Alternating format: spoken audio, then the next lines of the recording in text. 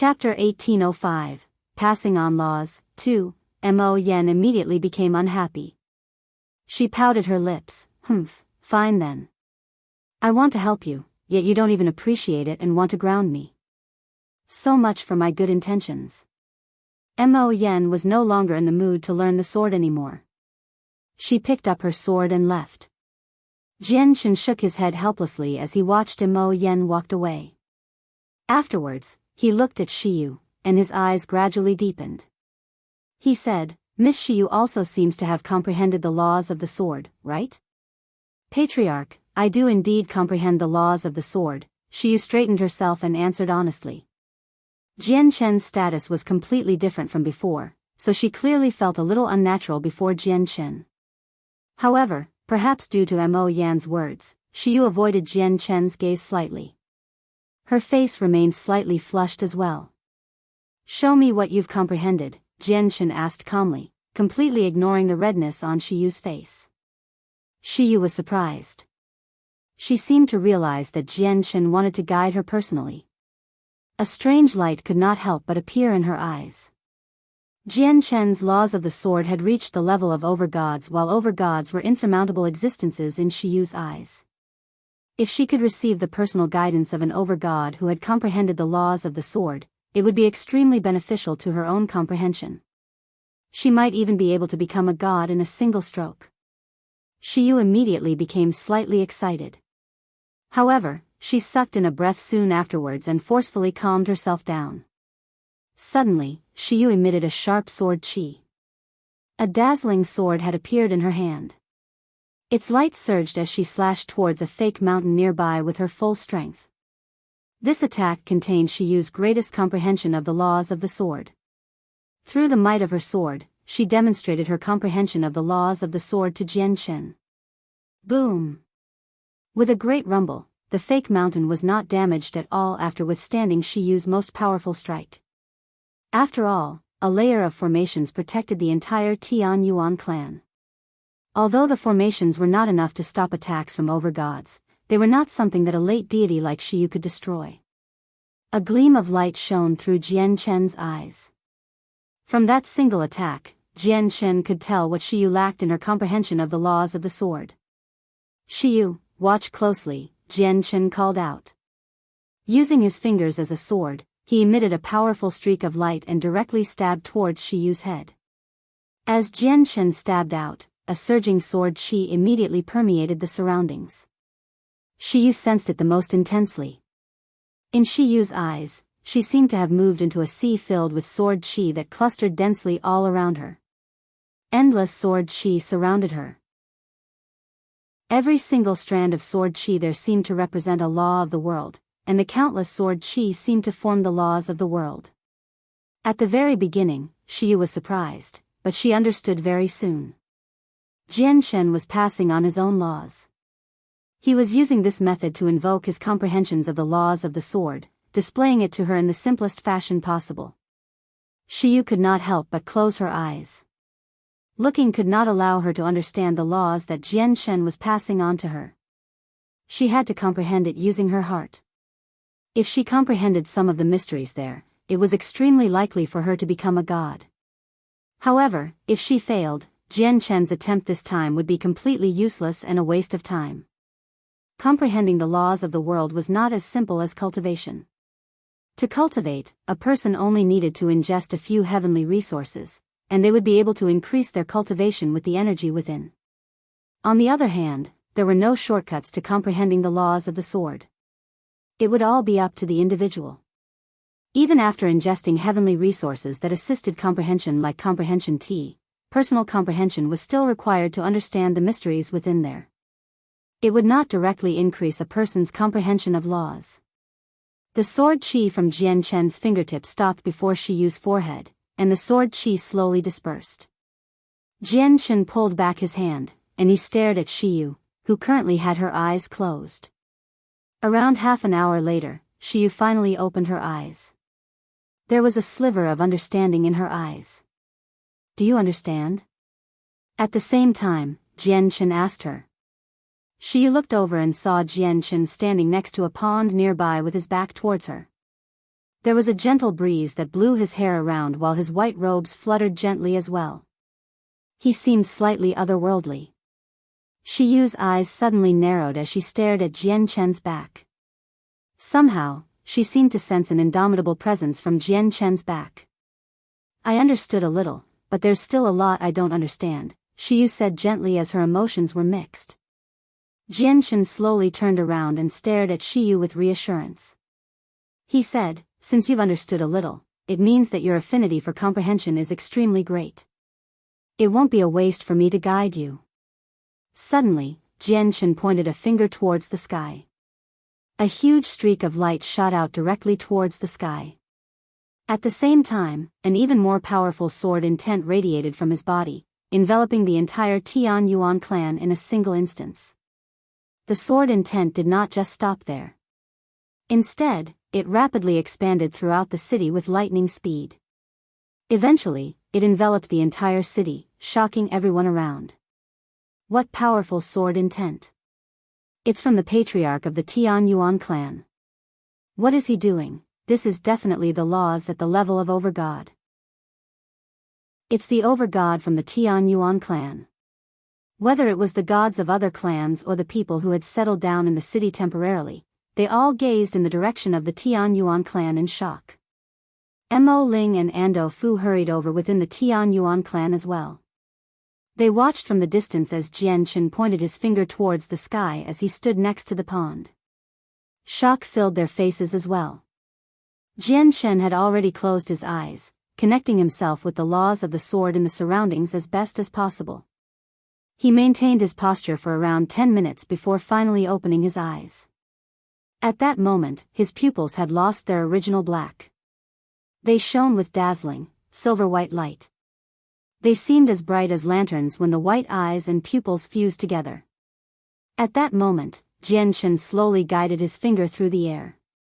As his finger moved, the formations on the fake mountain in the distance immediately collapsed. A huge slash gradually appeared there. The mark on the fake mountain grew longer and longer as Jian Chen's hand moved. It flickered with light, and it seemed to contain a mysterious power. A sliver of exhaustion appeared on Jian Chen's face after creating the mark, as if leaving behind the slash on the fake mountain had taken a great toll on him. The slash contains all my comprehension of the laws of the sword. It'll just depend on your affinity for comprehension as for how long it will take you to become an overgod, Jian Chen said to Shi Yu before leaving step by step with exhaustion. He directly made his way to the forbidden grounds. Shi Yu stared at Jian Chen's back as she felt greatly touched. Her lip quivered gently. She seemed to want to ask Jian Chen why he wanted to help her like this, but in the end, she held back her desire to do so. She understood that even many disciples could not enjoy something like passing on laws, as it simply took too great of a toll on the person who was passing on the laws. Even when a few masters would use a method like this for their disciples, the masters would only pass on a portion of their laws.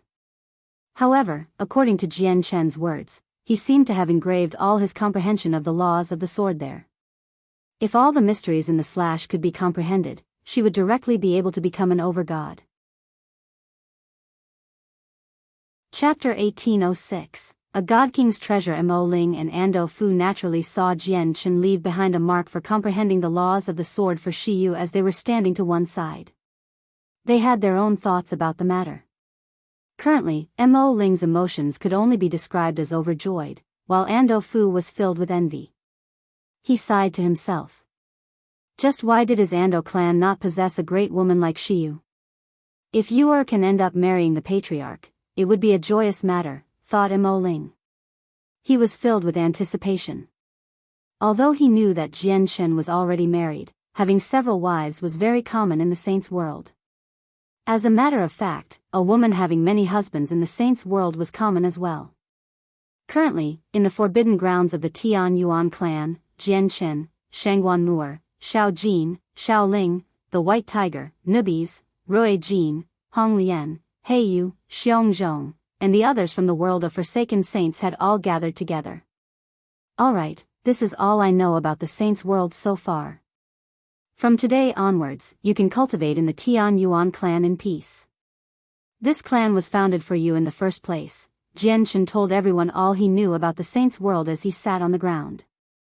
Since they had come to this world, they had to understand everything important about it. Jianshan, have you heard any news of our dragon and phoenix clans? Rui Jin asked. Anticipation filled his eyes. The three of them had assisted and protected Jianshan with everything they had back on the Tianyuan continent just so that they could find their clansmen. This was because they had come across the winged tiger god from the ancient times back in the lower world. The winged tiger god had told them before that if they wanted to find their clansmen, they had to follow Jianshan. Jianshan was their only hope for reuniting with their clansmen. It was exactly because of this that they treated Jianshan's life with even more importance than their own back on the Tianyuan continent. Senior Rui Jin, don't worry. Although I haven't heard anything about the two clans right now, please believe me. I will devote myself to finding your clansmen, Jianshan swore to Rui Jin, Hong Lian, and He Yu. Hong Lian was wearing her fire-red dress. Her face darkened as she sighed gently. Don't get too optimistic about our clansmen, Rui Jin. Back when our clansmen followed the beast god up to the higher world, the strongest of them were only saint emperors. It's probably very difficult for them to survive with such weak strength. We don't even know if our clansmen are still around or not after so much time. I believe that they're still around because they followed the ancient winged tiger god up to the higher world, Jianshan said confidently because he understood that the winged tiger god from the ancient times was not as simple as it seemed on the surface. I hope so, Hong Lian said softly. Only after listening to Jianshan's explanations did she understand the vastness of the saint's world. Just the cloud plain could be described boundless. And the saint's world had a total of 49 great plains and 81 great planets. Big brother, I miss Master so much, Ling said while choking back her tears. Deep yearning filled her eyes. Jianshan immediately comforted her before conversing casually with everyone else. Afterwards, everyone dispersed. Apart from Ling and Jin, who had run out eagerly, everyone entered seclusion. Jianshan entered a room. Currently, he sat in the center of the slightly gloomy place and held a space ring in his hand. Jianshan examined the space ring and murmured, "It's time for me to look through what is left." The space ring was the one that Fairy Haoyu had removed from God King Duanmu's remains. She had given it to him when they parted before. As soon as Jianshan sent his senses into the space ring, he became stunned by the vast space inside. It was nothing like a space ring. The space in there was virtually a miniature world. Without any doubt, this space ring could hold the entire Tianyuan continent. Jianshan expanded the senses of his soul to envelope as much space as he could. He discovered a large number of materials, heavenly resources, and scrolls in the space ring. He had even come across a few bottles for pills, but most of them were empty. There was only a bare minimum number of divine crystals. Jianshan knew that Fairy Haoyu had basically used up all the divine crystals and the pills that were helpful to her when she condensed her body. As a result, the lack of divine crystals did not surprise him at all. Jianshan took out all the scrolls first. After tidying through them, he discovered that the scrolls possessed some cultivation methods and various battle skills left behind by God King Duanmu, as well as his personal notes for cultivation and so on. These were not the cultivation methods and battle skills God King Duanmu used. Instead, he had slowly accumulated them across his life. There were even 2 cultivation methods created by God King Duanmu, but they only reached over God unfortunately, making them incomplete. There were over a dozen battle skills, and they were all of an extremely high grade. Some of them would even be extremely beneficial to God Kings. The battle skills suited people who had comprehended various laws, except for the sword. Next, Jianshan looked at the notes about cultivation God King Duanmu had left behind. There were a total of 3 scrolls of notes. One scroll described the laws of space, while the other 2 were both devoted to the laws of the sword. Jianshan ignored the notes on the laws of space, as they were useless for him right now. Instead, he looked at the notes on the laws of the sword. After just flipping through it, he beamed happily and immediately put it away like a treasure. Fantastic. With these 2 scrolls of notes, my way of the sword will be close to breaking through to the partial achievement of sword spirit. Jian Shen was extremely excited. God King Duanmu's laws of the sword could not exceed his own by too much, unlike the Nirvanic Immortal Exalts. As a result, God King Duanmu's notes were useful to Jian Shen. 10,000-year God Origin Pills. Soul Recovery Pills. Afterwards, Jian Shen looked at the pills, and he immediately beamed. There were many types of pills, with many that he had not even heard about. However, there just happened to be ones that garnered his interest. There were a total of 5 bottles of 10,000-year God Origin Pills.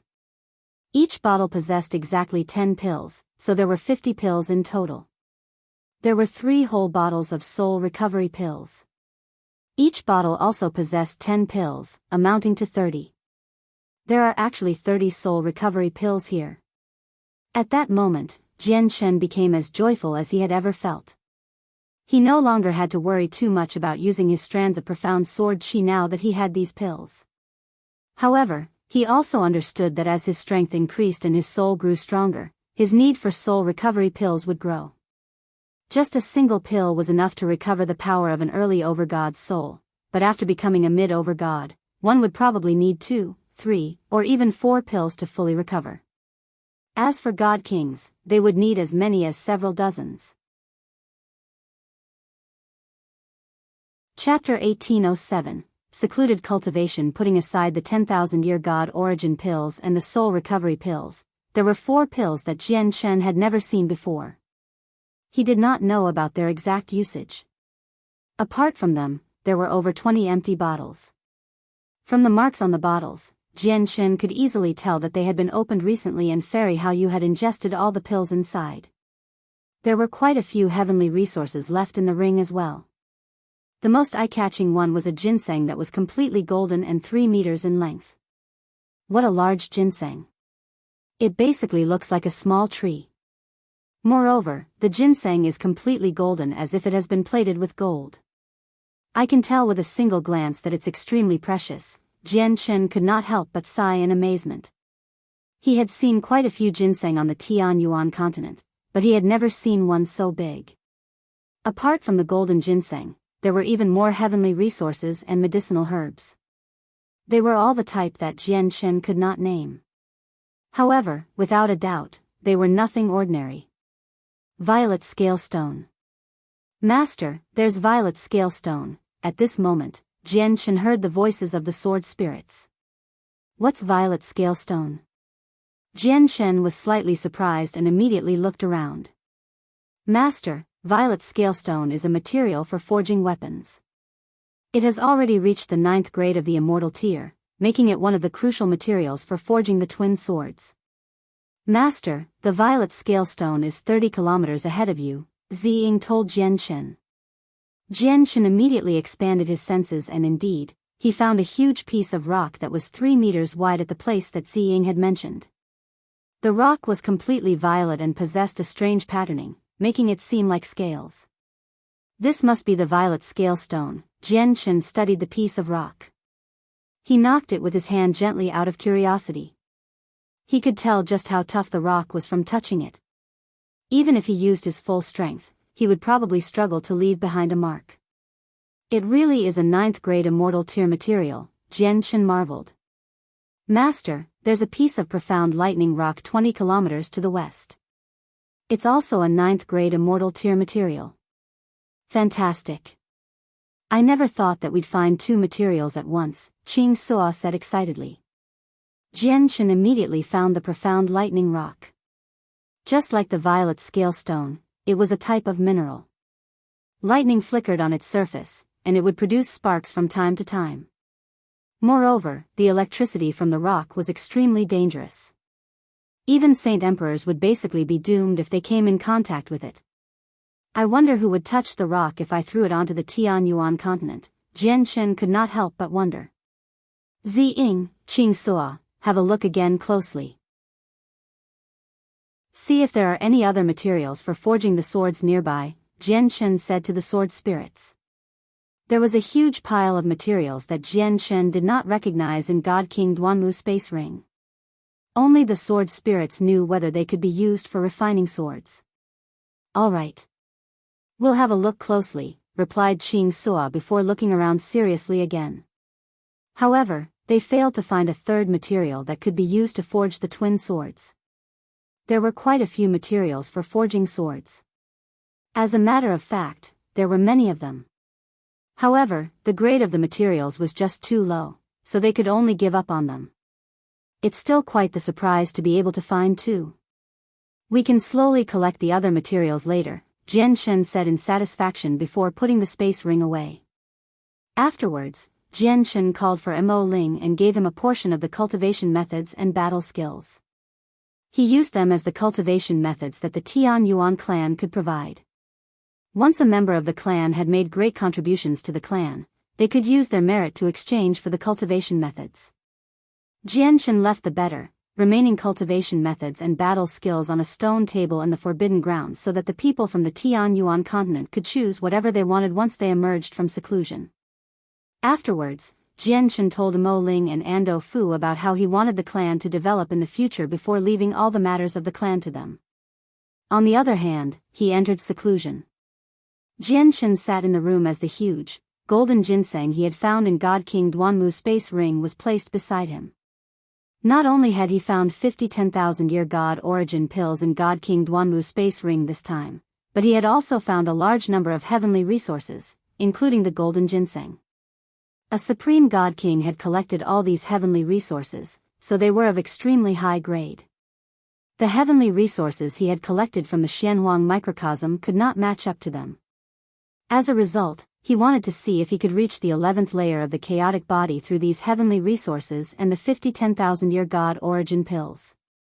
The medicinal effects of the golden ginseng will probably be very violent and powerful. But my chaotic body has already reached the 10th layer, so it's naturally not a problem for me to withstand it, Jian Shen murmured before directly ripping off a root from the ginseng and wolfing it down. Immediately, droplets of golden fluid rolled down from the corner of his mouth with energy. As the energy radiated from the golden juice, the entire room became filled with energy. The only problem was that the energy was extremely powerful and violent. Many heavenly resources possessed overbearing and tough effects, so very few people ever consumed them directly. They were basically all refined into pills, and their brutality was removed by combining them with other medicinal herbs so that their effects were gentler. Probably only other cultivators who possessed a body as tough as Jian Chen's would be able to wolf down heavenly resources as recklessly as him. Jian Shen used his hand to wipe the corner of his mouth and swallowed all the juice. He did not let a single droplet go to waste. As the root reached his stomach, they exploded within him like gunpowder. Wild and brutal energy wreaked havoc within him, rampaging through his flesh and organs. Originally, Jian Shen believed he could easily endure the medicinal effects of the golden ginseng with the toughness of his 10th layer chaotic body. However, only now did he suddenly realize that he had underestimated the ginseng too much. The effects were so violent that Jian Shen had never seen anything like it before. Jian Shen's body shook wildly as he furrowed his brows tightly. The pain was so intense that even his face had paled slightly. What wild energy, Jian Shen thought. He gritted his teeth as he devoted himself to refining the energy. It was an extremely arduous process for Jian Shen to refine the energy within the root. With his ability, he spent an entire month to completely refine all the energy. Jian Shen did not stop. He pulled off a second root, and without even frowning, he directly threw it into his mouth.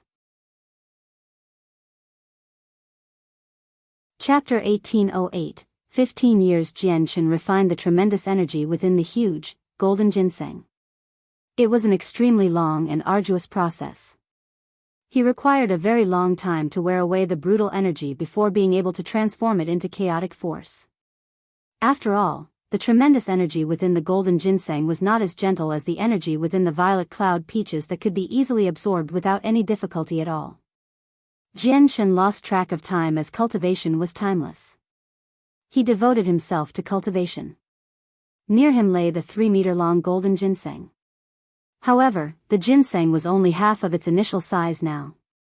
Jian Shen had devoured all its roots and refined into tremendous energy, so the chaotic Naiden and his dantian gradually grew. 5 years passed in a flash. The golden ginseng had vanished from the gloomy room while Jian Chen held the last piece of fist-sized ginseng flesh. After sighing, he shoved the last piece of ginseng flesh into his mouth before closing his eyes and devoting himself to refining its energy. As the last piece of ginseng flesh reached Jian Chen's stomach, he finally devoured the entire huge ginseng after 5 whole years. The energy within the golden ginseng was enough for my chaotic Naiden to grow from the size of a soybean to the size of a thumb. The energy required for any progress after I've reached the 10th layer of the chaotic body has increased by so many times. I wonder if the other heavenly resources from Godking Duanmu Space Ring and the 50 10,000-year God Origin pills will be enough for me to reach the 11th layer or not, Jian Chen thought. Even though early overgods posed no threat to him, and there was no need for him to even fear mid-overgods with his current strength, he was not a late overgod's opponent. He had managed to emerge victorious against the late overgod Master Chanlong because the latter was a formation master. He was skilled at using formations against his opponents and not in open battles. Hence, Jian Chen managed to achieve a close victory against him. I've gained a stable footing in the Dong'an province now, but there are still some people who can threaten me in the divine kingdom of Pingtian like Yang Kai, who has reached late overgod, and the commander of the Royal Divine Army, Xian Dou. I would not be their opponents, as my 10th layer chaotic force is only equivalent to gods. If my chaotic body can progress some more, reaching the 11th layer, my cultivation would directly be on par with overgods according to the sword spirits. By then, will there still be any more overgods that are my opponent? The only people I will have to fear will probably be god kings, thought Jian Chen. Jian Chen had gained a detailed understanding of the corresponding cultivation levels for the future layers of the chaotic body in the past few years. The 11th layer of the chaotic body was equivalent to Xian immortals in the immortals world, and Xian immortals were equivalent to overgods in the saints world. If he reached the 12th layer, he would be equivalent to the 9 heavenly Xian immortals of the immortals world. 9 heavenly Xian immortals were equivalent to god kings in the saints world. The 12th layer was also the peak of the partial achievement of the chaotic body. Surpassing the 12th layer and reaching the 13th would be equivalent to reaching the major achievement. The chaotic body had a total of 18 layers, and the 13th to the 18 layers were all a part of the major achievement. The 13th layer of the chaotic body was equivalent to immortal monarchs in the immortals world, which were equivalent to infinite primes in the saints world. Although the cultivator's strength would increase substantially with each layer of the chaotic body, the difference between minor cultivation levels in the primordial realm was also extremely great. As a result, once he reached the 13th layer of the chaotic body, his strength would progress very slowly. Below the primordial realm, each layer of the chaotic body would be equivalent to a major cultivation realm or even several of them. However, the 13th layer, 14th layer, and 15th layer would all correspond to infinite primes due to the huge disparity between each cultivation level. The 16th, 17th, and 18th layers would correspond to chaotic primes of the saints world. However, due to the power of the chaotic body, people who had reached the 18th layer would be able to hold their ground against regular grand primes, even though they were only peak chaotic primes technically. Beyond the 18th layer was the great perfection of the chaotic body, which only existed in the legends. No one had ever managed to reach the great perfection of the chaotic body, including the few people with the innate chaotic body throughout the history of the immortals world. I have to reach the 11th layer as soon as possible, Jian Chen made up his mind. After devouring the golden ginseng, he immediately removed other heavenly resources from God King Duanmu's space ring and wolfed them down. Who knew whether Wayne or Yen would ask for other experts of the Earth Spirit sect to move against him now that they had fallen out. As a result, he always felt pressured. Only when he became even more powerful could he be free from worry. A few decades were less than a split second to the Dong'an province that had already existed on the land of the Cloud Plain for several 100,000 years. Now, Jian Chen had already been in seclusion for 15 years. Although Jian Chen never appeared within the clan during this period of time, the impression he had left in the hearts of the other clans in the city remained the same. The name of the Tian Yuan clan had completely spread across the divine kingdom of Pingtian, so everyone knew that a Tian Yuan clan had appeared in the Dong'an province. Moreover, their patriarch had defeated the over-god of the Wainer clan, and the clan had claimed the entire province as their land. It was to the point where even the royal capital would not interfere with anything that happened in there. As a matter of fact, quite a few people heard about the Tian Yuan clan of the Dong'an province in the neighboring countries as well, leading to quite a few people feeling admiration for them. The Tian Yuan clan had become the insurmountable existence within the Dong'an province now. As for Mo Ling and Ando Fu, they basically managed all the affairs in the clan as Jian Shen was in seclusion. As a result, they had become authoritative members of the clan, and they were people who could shake up the entire province wherever they went. Chapter 1809, Partial Achievement of Sword Spirit, 1. As Wainer Yen was also in seclusion, the Wainer clan had kept an extremely low profile in the provincial city across the years. The two gods of the Wainer clan waited for Wainer Yen to emerge quietly. Due to the miserable outcome of the fight between the patriarch of the Tian Yuan clan and Wainer Yen, the two gods did not dare to expand their territory recklessly during the time that Wainer Yen was in seclusion. Clearly, they feared the Tian Yuan clan. However, the Wainer clan still became famed within the Dong'an province and the divine kingdom of Pingtian. However, their radiance had been suppressed by the Tian Yuan clan, so barely anyone paid any attention to them in the provincial city. The strength of the Tian Yuan clan increased rapidly over the 15 years. The number of gods they possessed had reached 12. Apart from Mo Ling, Ando Fu, and the 4 gods from the Nanyan clan, 5 other gods had joined the Tian Yuan clan as elders. The last god was a woman who had not been cultivating for particularly long, Shiyu. Shiyu's talent was extremely great, and she had only cultivated for a few mere millennia. Even without any help, becoming a god was only a matter of time with her talent, and it would not take too long.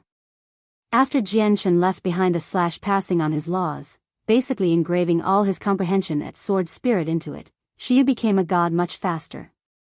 On a certain day 15 years later, Jianshan slowly opened his eyes in the forbidden grounds of the Tian Yuan clan. With a flip of his hand, he removed an unknown heavenly resource from his space ring. Jianshan stared at the heavenly resources that seemed very standard calmly before shaking his head gently. He sighed, I can't consume anymore. I've already consumed more than a dozen over the past years I spent cultivating. My body has developed resistance, so any benefit I get from consuming more heavenly resources will diminish. However, I do have 5 drops of liquid lime. Liquid lime has the wondrous effect of cleansing the body of residues from consuming too many pills and the resistance developed from using too many heavenly resources, Jianshan murmured gently. He immediately took out his bottle of liquid lime from his space ring. He removed the cap and poured a droplet into his mouth without any hesitation at all. Jianshan immediately felt a cool sensation throughout his entire body when the liquid lime reached his stomach. As the cool sensation rapidly spread, he felt an indescribable comfort, and even his pores opened up.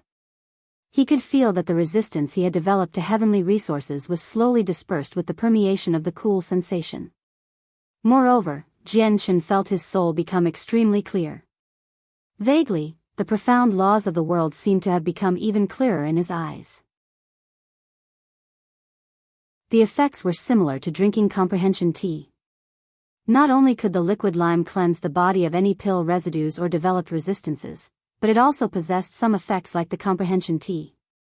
However, the effects of the liquid lime were clearly much less potent compared to comprehension tea. Several hours later, the cool sensation from the liquid lime finally receded slowly, while Jianshan's resistance to heavenly resources had finally been completely eradicated. Liquid lime really is good stuff, Jianshan could not help but sigh in amazement. Afterwards, without any hesitation, he immediately consumed more heavenly resources to increase his strength as quickly as possible. Time passed silently, and unknowingly, Jianshan had consumed all the heavenly resources in Godking Duanmu's space ring. As the heavenly resources were all high-grade, the benefits they granted were far greater than the high-grade divine crystal mine Jianshan previously absorbed. His chaotic Niden grew larger and larger. Jianshan did not stop because of that. He took out 5 bottles from his space ring again. To no surprise, they held the 10,000-year god origin pills. A single 10,000-year God origin pill was equivalent to 10,000 years of cultivation. That would mean 50 pills equated to 500,000 years worth of cultivation. I wonder if these 50 pills will be enough for me to reach the 11th layer of the chaotic body, Jian Shen thought. He removed the bottle cap and ingested 5 pills in a single stroke. He was already able to endure the brutal energy within the God origin pills when he was still at the 9th layer of the chaotic body, so now that he had reached the 10th layer, they posed even less of a threat to him. After some time, Jian Shen had consumed all 50 pills. When he looked inside his dantian, Jian Shen was filled with helplessness when he saw the size of his chaotic Niden. It was almost the size of a fist.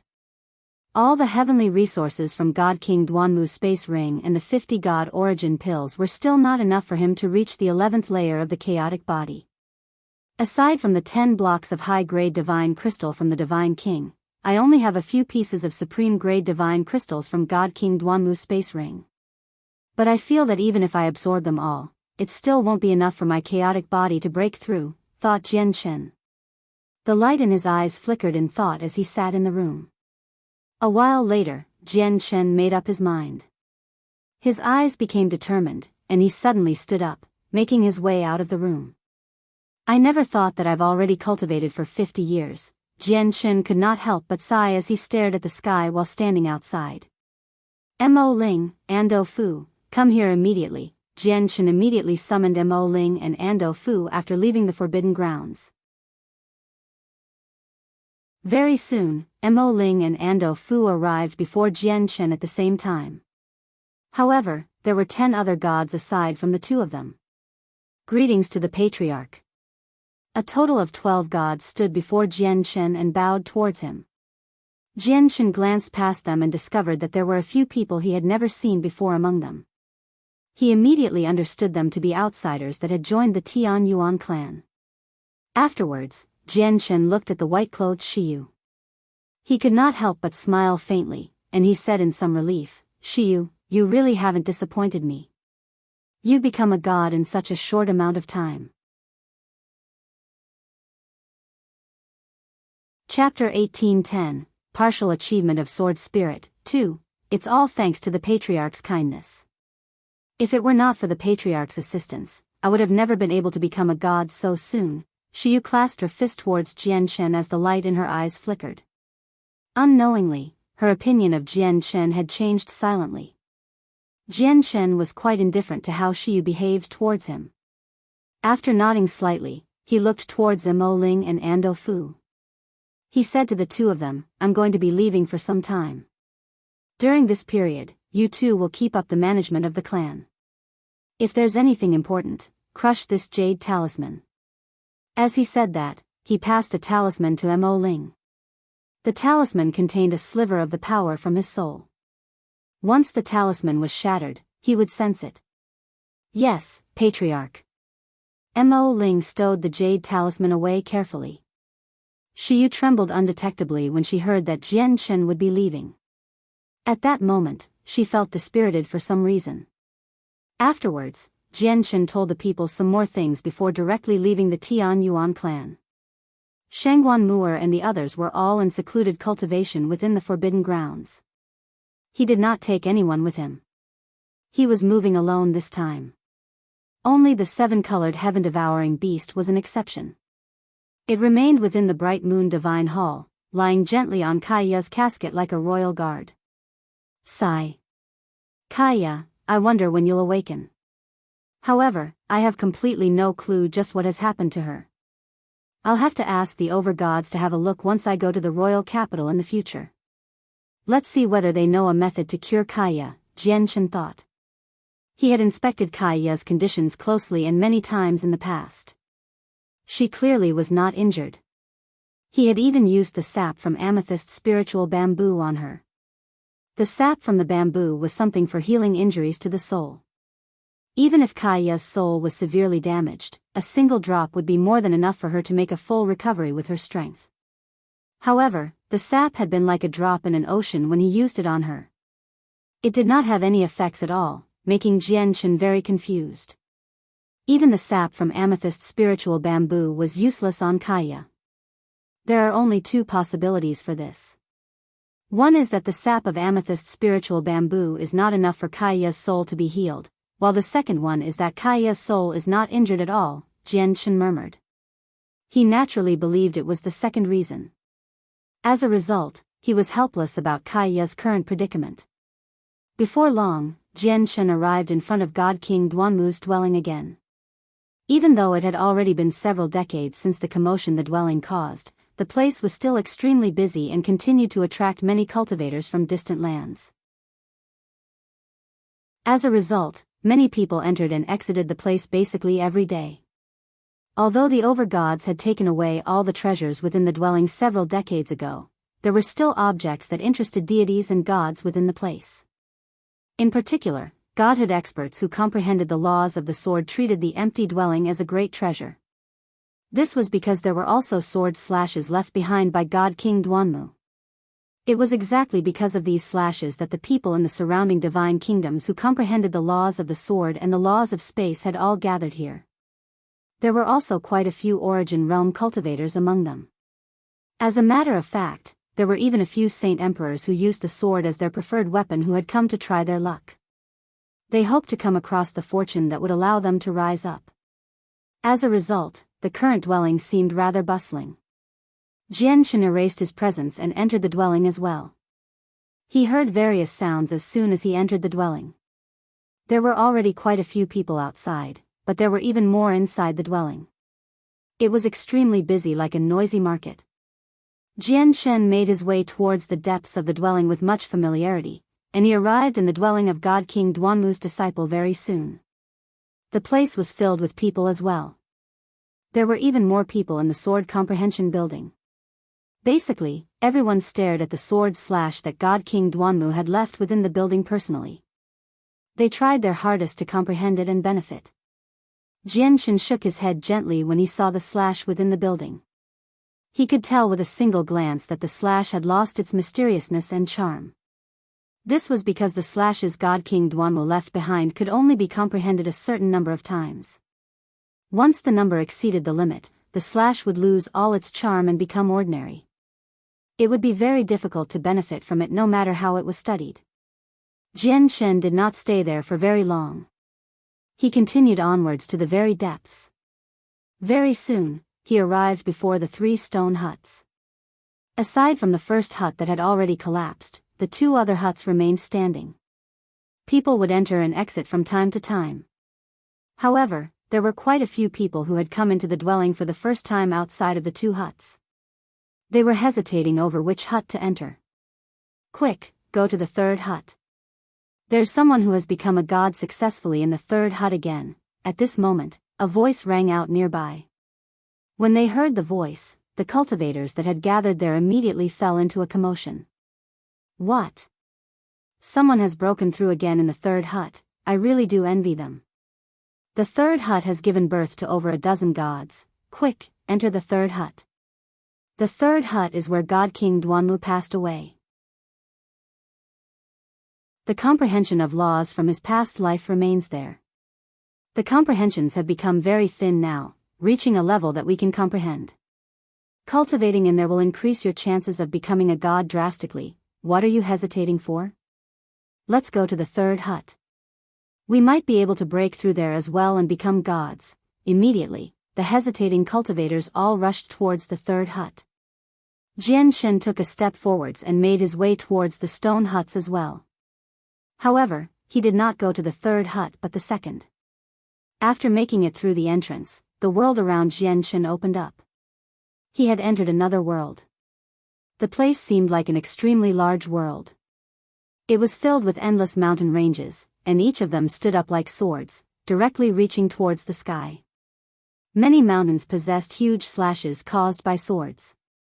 This was where God King Duanmu had once practiced the sword, so an invisible sword chi permeated the entire space. Even though countless years had already passed, the sharpness remained.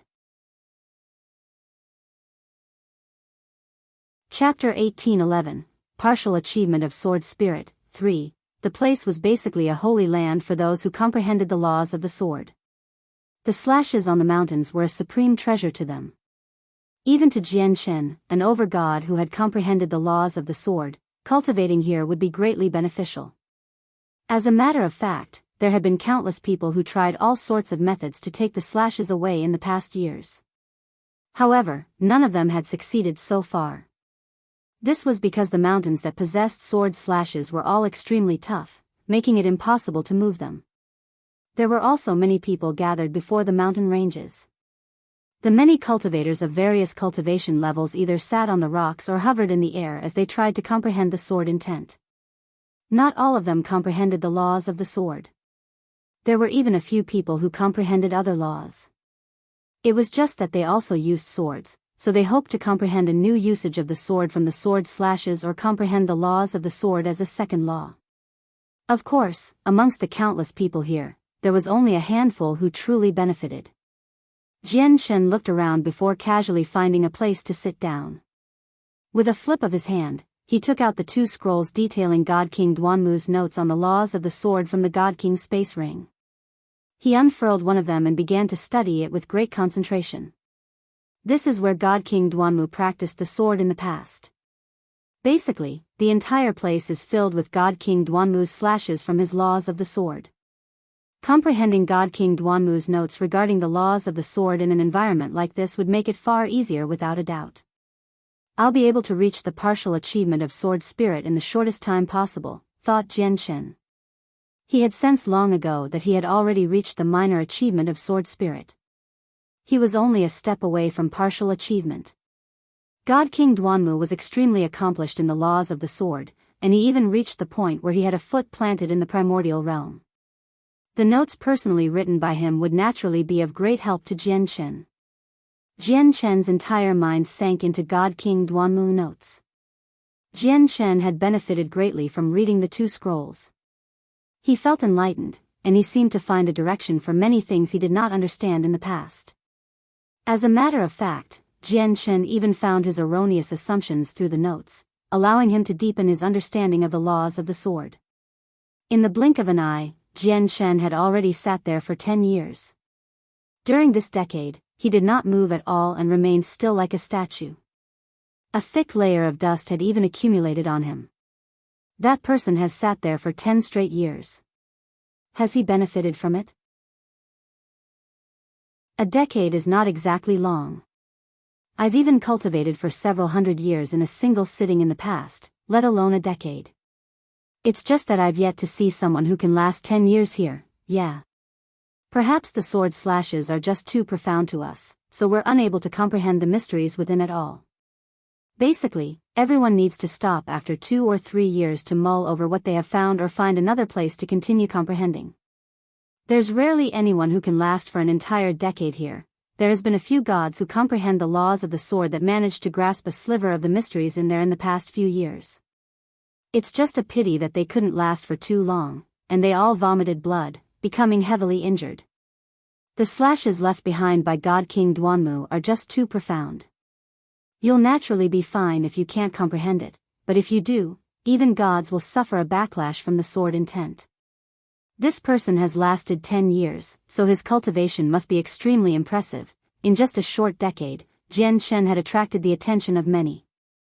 Without any exception, all of them looked at Jian Shen in complete surprise and shock. There were even some people who looked at him in admiration. 10 years of cultivation was nothing for the people present, but being able to comprehend for 10 years at this place was a whole new story.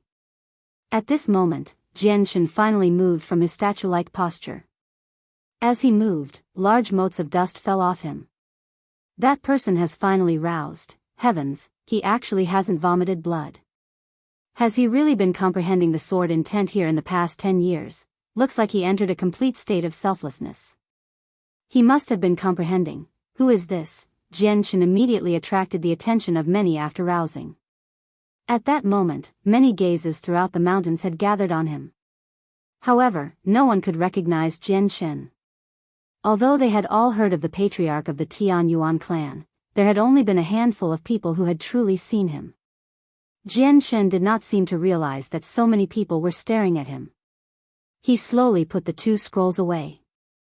In the past decade, he had been comprehending the slashes on the mountains and the scrolls together, allowing him to make extremely great progress. He was only a tiny step away from the partial achievement of sword spirit now. At this moment, another group of people entered the space. There were a total of 3 people, 2 men and 1 woman. The woman only seemed to be in her 20s. She was beautiful, but she was dressed extremely provocatively. She only had a single ribbon across her chest, revealing most of her body.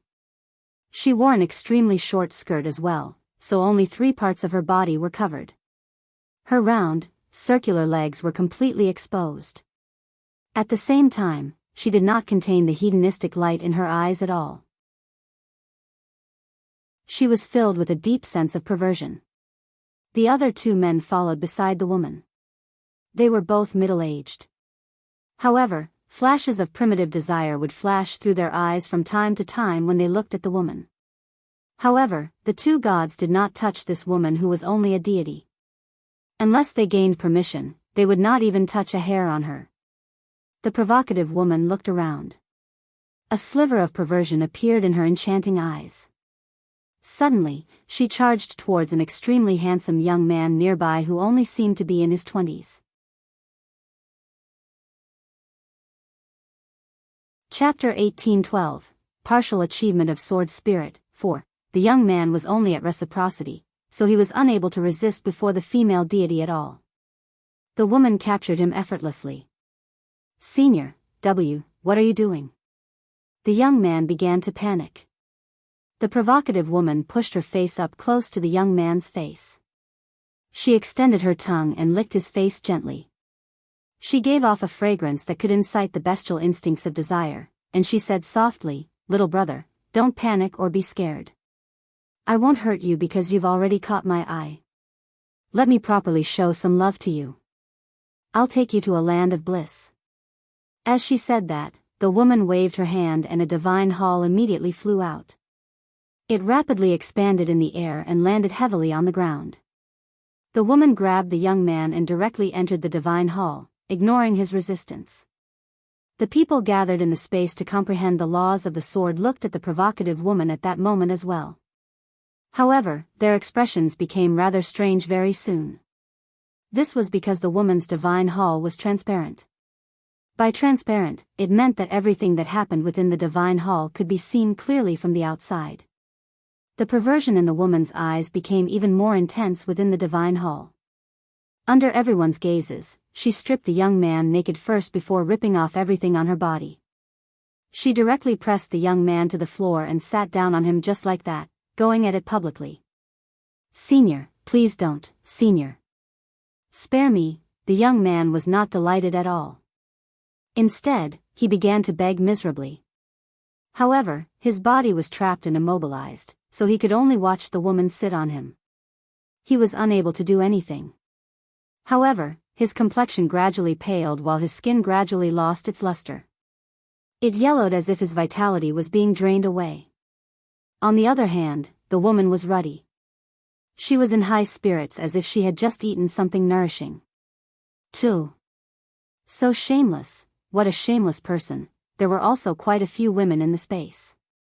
Their faces all reddened slightly when they saw this repulsive sight, and they cursed. "Humph, you're looking to die." The 2 middle-aged men who had come in with the provocative woman immediately became angered when they heard these statements. One of them called out coldly, and a huge axe appeared in his hand. He swung it towards a few women. The huge axe cleaved through the air and sent a demonic aura towards the women.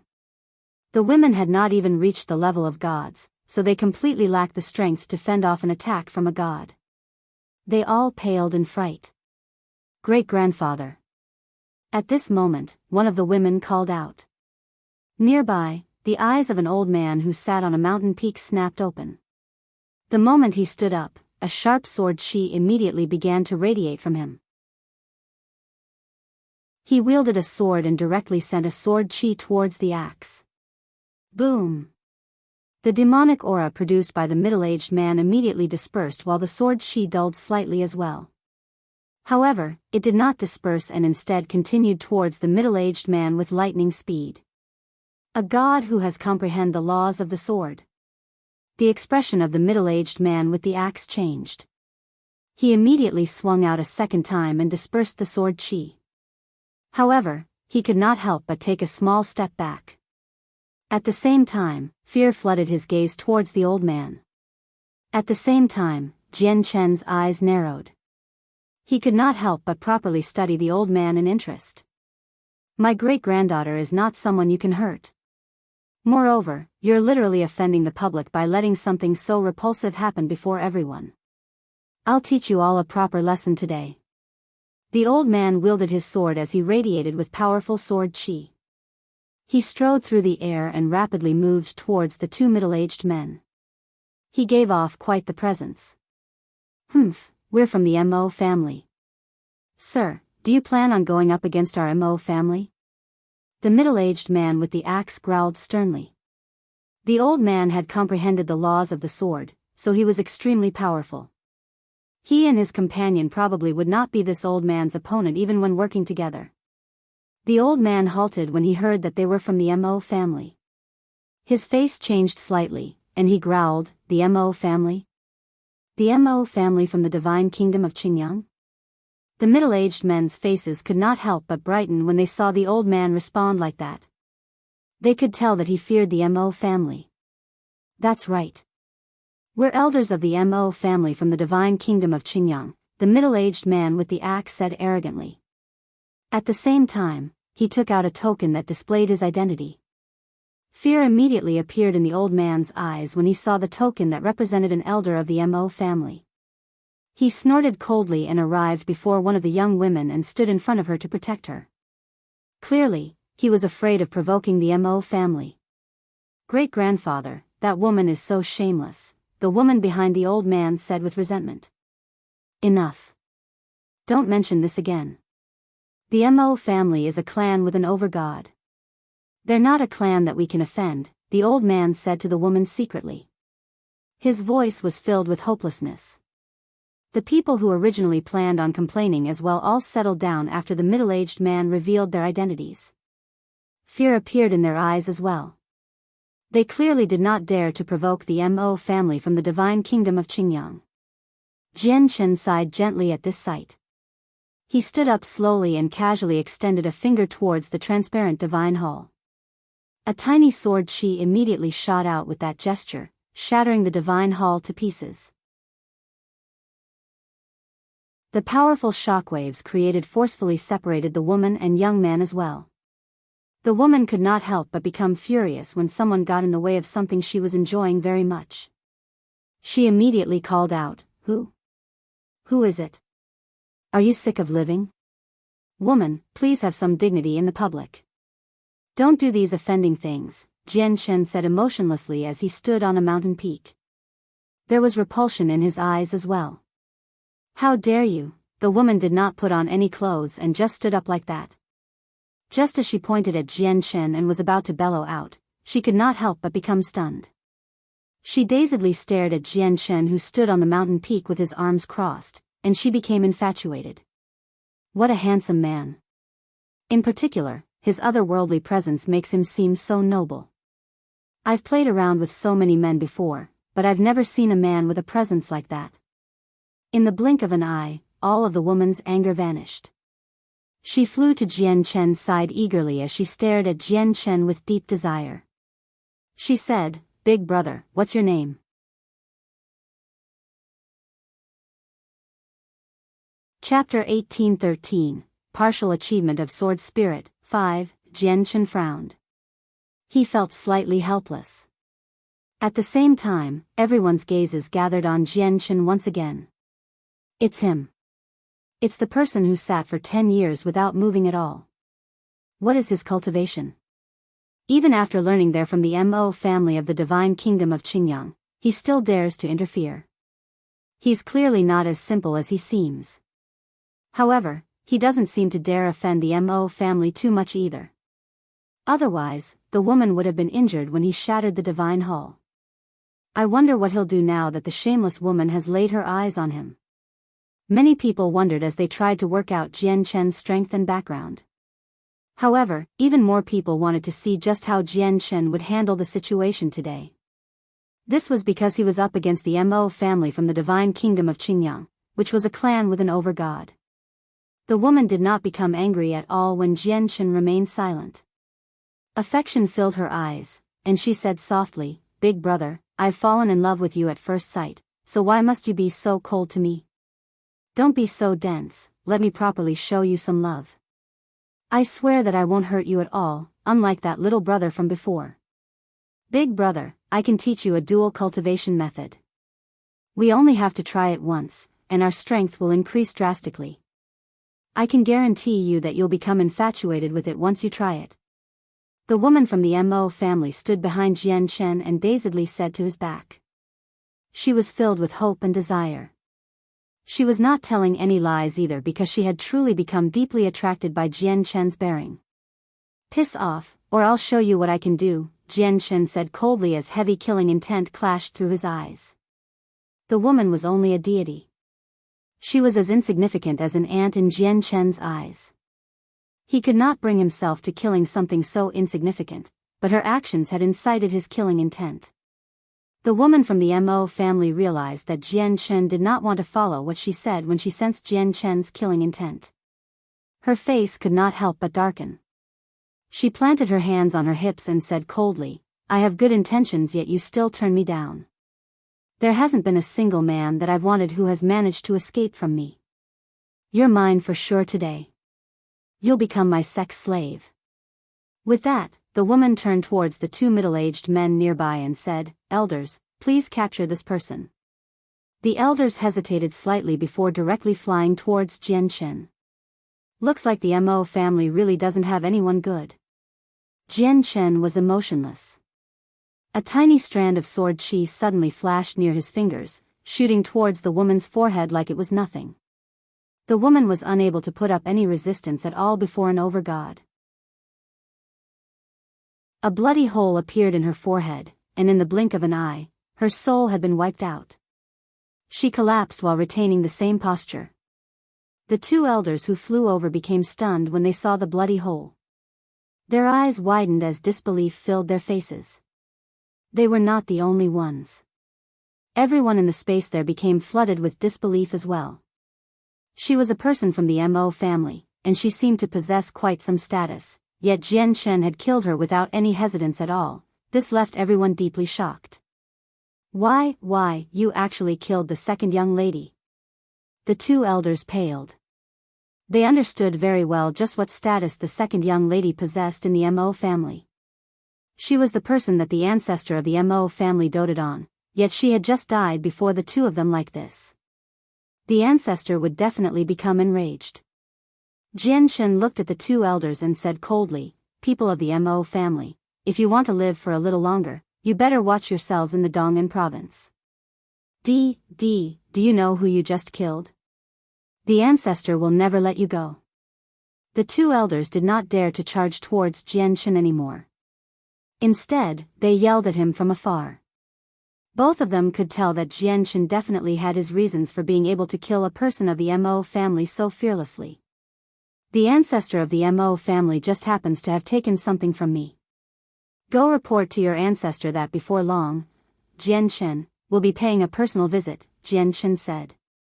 Although he had described it as a visit, it did not sound like a visit at all from Jianchen's tone. "What? Why, you're Jianchen. Why, you're the patriarch of the Tian Yuan clan." The expressions of the two elders changed suddenly. They could not help but stagger backwards as shock filled their faces. At the same time, the expressions of all the cultivators gathered there changed drastically as well. Their eyes widened as they stared at Jianchen in complete disbelief. Their hearts churned. "What? He's the patriarch of the Tian Yuan clan. Heavens, is that what I heard? He's actually the patriarch of the Tian Yuan clan, Jianchen. The patriarch of the Tian Yuan clan is basically someone who controls the Dong'an province. I've actually had the honor of seeing him personally." At that moment, many of the gazes towards Jianchen became filled with curiosity. At the same time, there was admiration from the bottom of their hearts. "Run! Run!" The elders did not dare to say anything more. They glanced at Jian Shen in complete fear before turning around and fleeing desperately. They fled the dwelling as quickly as possible. They did not even bother about the woman's corpse. Jian Shen did not stop them and allowed them to escape. Although the ancestor of the Mo family had taken an item of his, this was a matter between him and the ancestor. He found no meaning in dragging gods into their conflict. At this moment, Jian Shen looked towards the old man who had stepped in earlier. He clasped his hands and said, "Sir, may I ask for your name?" The old man immediately became startled when he heard Jian Shen ask for his name personally. He hurried to return the gesture and said, "I'm Qi Qian. I come from the Kaiyang province of the divine kingdom of Pingtian. Greetings to the patriarch. Qi Qian, I see that you have some accomplishments with the sword. I was wondering if you were interested in joining my Tian Yuan clan. If you are willing, I will definitely assist you with everything I have so that you can become an over-god," said Jian Shen as he tried to rope in Qi Qian. This was because he had a vague feeling that Qi Qian's accomplishments with the sword would be far more than this. Qi Qian was overjoyed. He said emotionally, "Really? If I join the Tian Yuan clan, the patriarch will assist me in becoming an over-god?"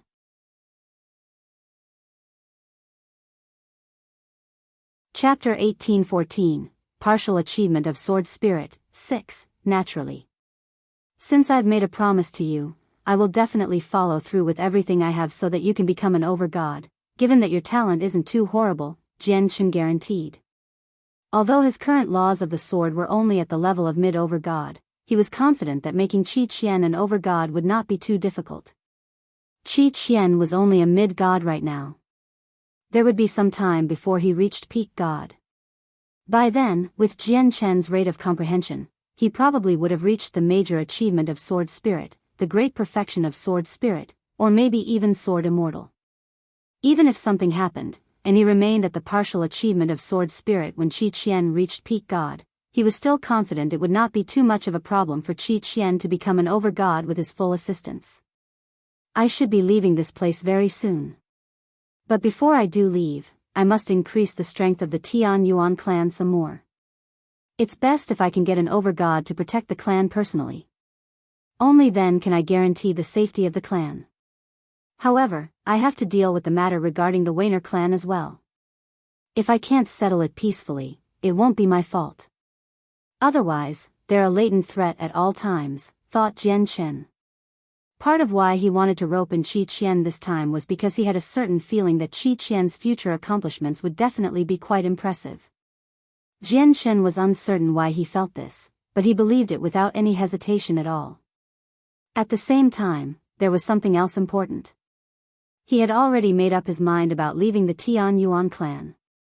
He was a person of the immortals world after all. He had to return there someday.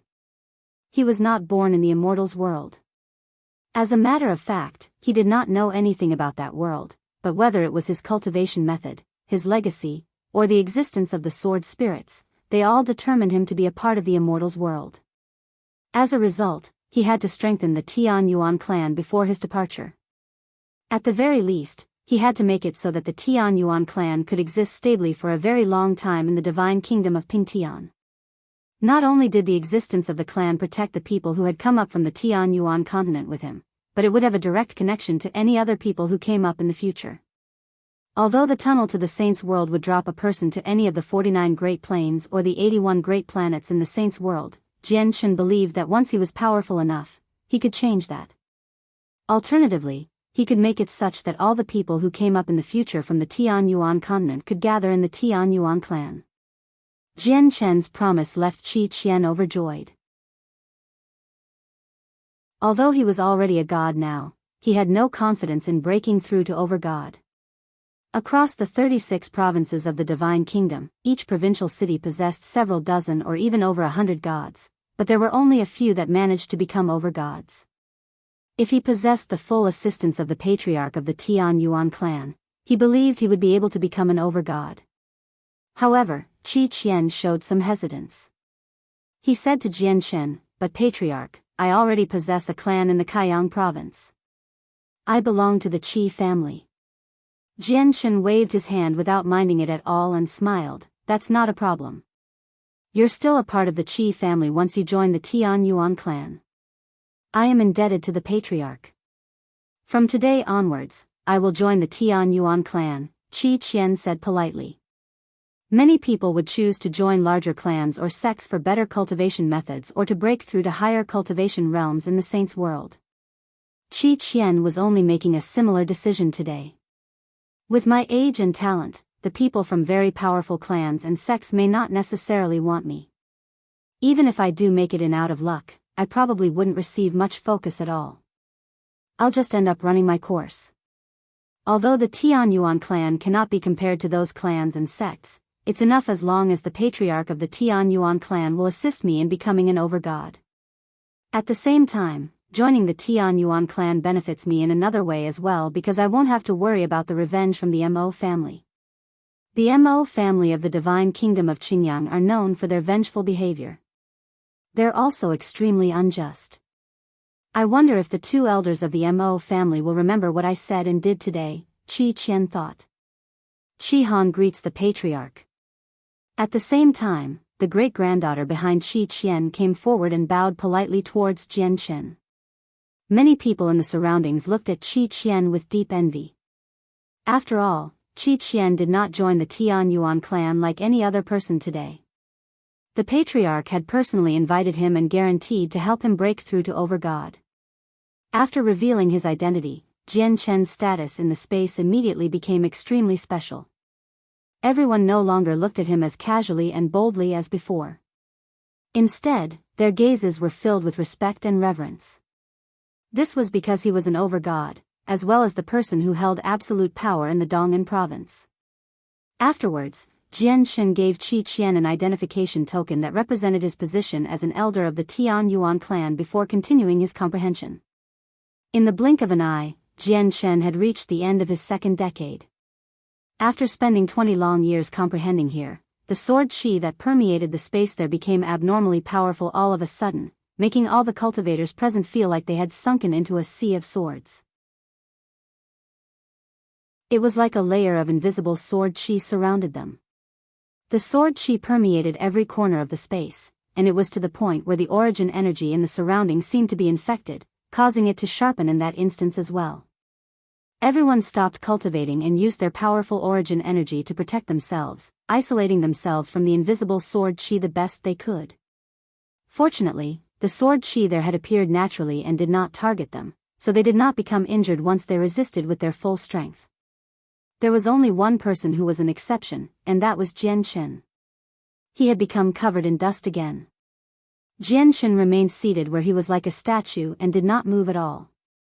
However, very soon, the dust on Jian Chen dispersed by itself. Gradually, a sharp and powerful sword qi began to shine from Jian Chen, growing in brightness and power. In the end, it formed a huge sword qi that plunged into the sky. From a distance, it seemed like a huge pillar that shone with an extremely bright light, rooted in the ground and reaching towards the sky.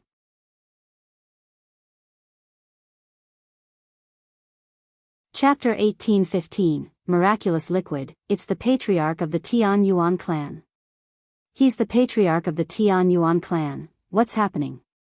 Why is the patriarch of the Tian Yuan clan suddenly emitting such powerful sword qi? Has he broken through? The patriarch of the Tian Yuan clan was already very powerful. I heard that the overgod of the Weiner clan was not his opponent at all and was kept at bay throughout the entire battle. Now that the patriarch of the Tian Yuan clan has broken through, just how powerful will he become? Will he be a mid-overgod? Or a late overgod? I heard that every breakthrough for an overgod requires an extremely lengthy period of cultivation, but the patriarch of the Tian Yuan clan has only remained here for 2 decades, and he has broken through again. This talent is just too terrifying. The patriarch of the Tian Yuan clan was already a peak expert within the divine kingdom of Pingtian. Even among all the overgods, there aren't many people who are his opponent because he has comprehended the laws of the sword. Many cultivators stood in the distance as they cried out while staring at Jian Chen. Qi Qian did not leave during this period. When he saw Jian Chen make another breakthrough, he felt joy from the bottom of his heart. He was a part of the Tian Yuan clan now, so the more powerful the patriarch became, the more immovable the Tian Yuan clan's status would become. His chances at becoming an overgod would increase as well. The sword qi radiated from Jian Chen for an entire day before slowly dispersing in the end. Very soon, the surroundings settled down once more. With the disappearance of the powerful sword qi, all the cultivators gathered there, dispersed their protective barriers and stared at Jian Chen in reverence. At this moment, Jian Chen slowly opened his eyes as he sat on the mountain. The moment his eyes opened, a streak of light seemed to shoot out, directly striking a mountain several thousand meters away, producing a heavy boom. If it were not for the fact that all the mountains around the area had become extremely tough due to the existence of God King Duanmu's sword slashes, the mountain probably would have been penetrated by Jian Chen's gaze. I've finally reached the partial achievement of sword spirit successfully. The corner of Jian Chen's mouth curled up into a smile. After 20 years of cultivation and comprehension, his laws of the sword had broken through once more in God King Duanmu's dwelling. When I reached the minor achievement of sword spirit, my laws of the sword were only equivalent to early overgod. Afterwards, I comprehended some more on the second floor of the sword comprehension building, allowing me to make some more progress. After a few years, it culminated to the peak of minor achievement, which was equivalent to mid-overgod. Now that my laws of the sword have reached the partial achievement of sword spirit, it's equivalent to the comprehension of a late overgod, Jian Chen thought. He immediately determined his current strength. His comprehension of laws had now reached the levels of late overgods. The only thing he lacked was the same as before, and that was personal cultivation. His chaotic body remained at the 10th layer, which was equivalent to a god. Only when his chaotic body reached the 11th layer would his cultivation reach overgod.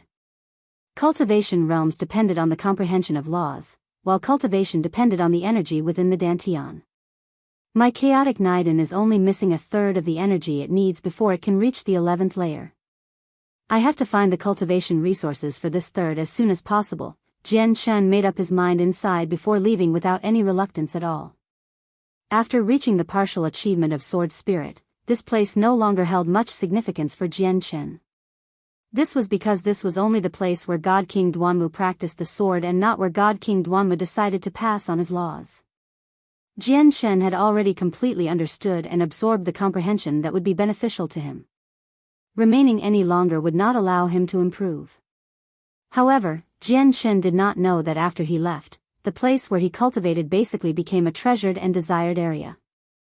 Everyone wanted to have it for themselves as if they believed that the effects of comprehending the laws of the sword would be greatly increased as long as they practiced there.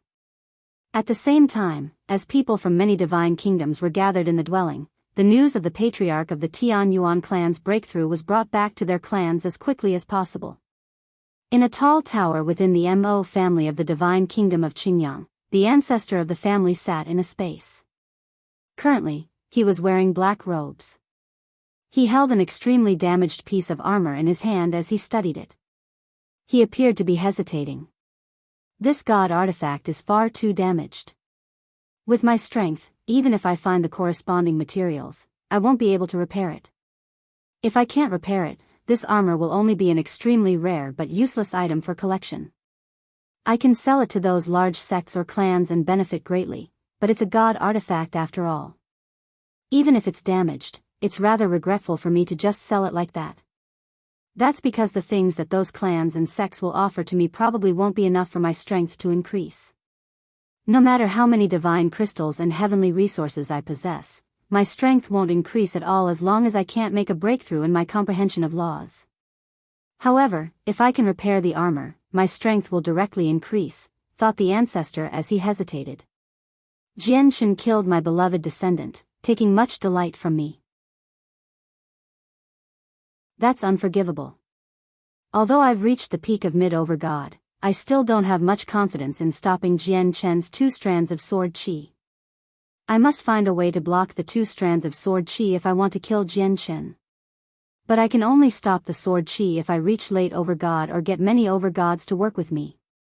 It's very difficult for me to make a breakthrough in my cultivation while finding other overgods to fend off Jian Chen with me is extremely difficult as well. After all, basically everyone has learned about Jian Chen's strength and power from what happened in God King Duanmu's dwelling. It'll be difficult to invite them to help me against Jian Chen. Even if I can invite them, I'm unwilling to pay the price. The ancestor of the Mo family looked at the damaged armor in his hands again and murmured, "Looks like I can only use this god artifact given the current situation. The armor is a god artifact after all. I don't have to repair it completely. Just fixing it by 10 or 20% will be more than enough to stop Jian Chen's sword chi. It's just that the liquid is just too precious. Do I really have to use it like this?" The ancestor of the Mo family could not help but think about the few droplets of liquid he had come across out of luck. He had found them in outer space. When they floated quietly in space, they gave off a strange pulse. The ancestor of the Mo family did not know what the liquid was, but he did know that it was extraordinary. As a result, he collected it in delight. Afterwards, he experimented with it for countless years and finally discovered their unique property, and that was to repair. He did not know how powerful the liquid was and whether it could repair god artifacts or not. He only knew that the damaged supreme quality saint artifact he had found in the past was completely repaired with a single droplet. The only flaw was that it descended to high quality after being repaired.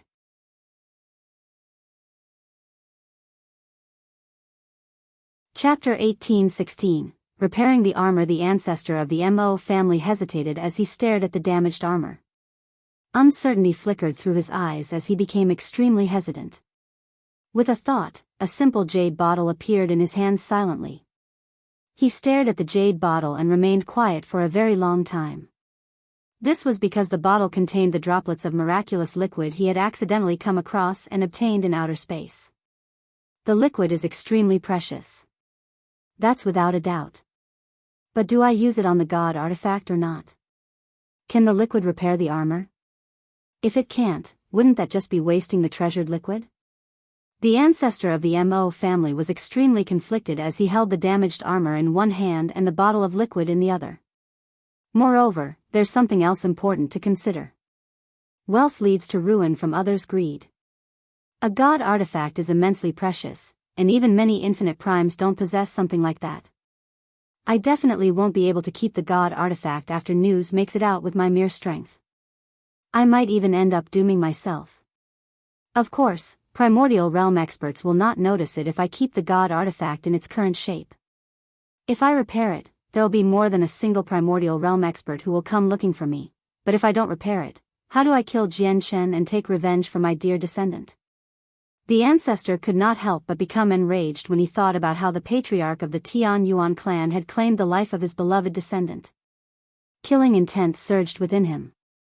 Of course, the message the two elders brought back was the most important. It made the ancestor panic. They had relayed the message that the patriarch of the Tian Yuan clan, Jian Chen, would come personally to take back the armor before long.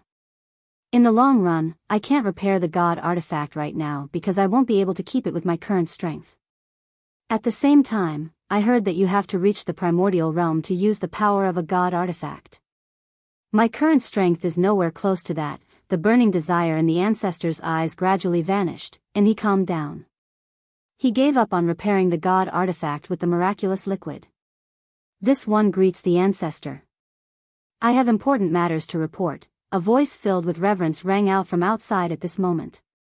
Speak, said the ancestor of the Mo family. Ancestor, I've just received the news that the patriarch of the Tian Yuan clan from the Dong'an province has broken through recently in God King Duanmu's dwelling. The person outside replied courteously. The ancestor of the Mo family felt like a bolt had struck him from the blue when he heard that. His body shook violently, and his face sunk in that instance. Is that true? He has broken through? The ancestor growled. This was the worst piece of news he could hear. Ancestor, I've checked over many sources, and there have been no contradictions. The patriarch of the Tian Yuan clan has indeed broken through in God King Duanmu's dwelling. However, his current level of cultivation is unknown, the person outside replied courteously. The ancestor of the Mo family fell silent, and his face darkened. After quite a while, he waved his hand and said, I understand. You can go. descendant will be dismissing myself then.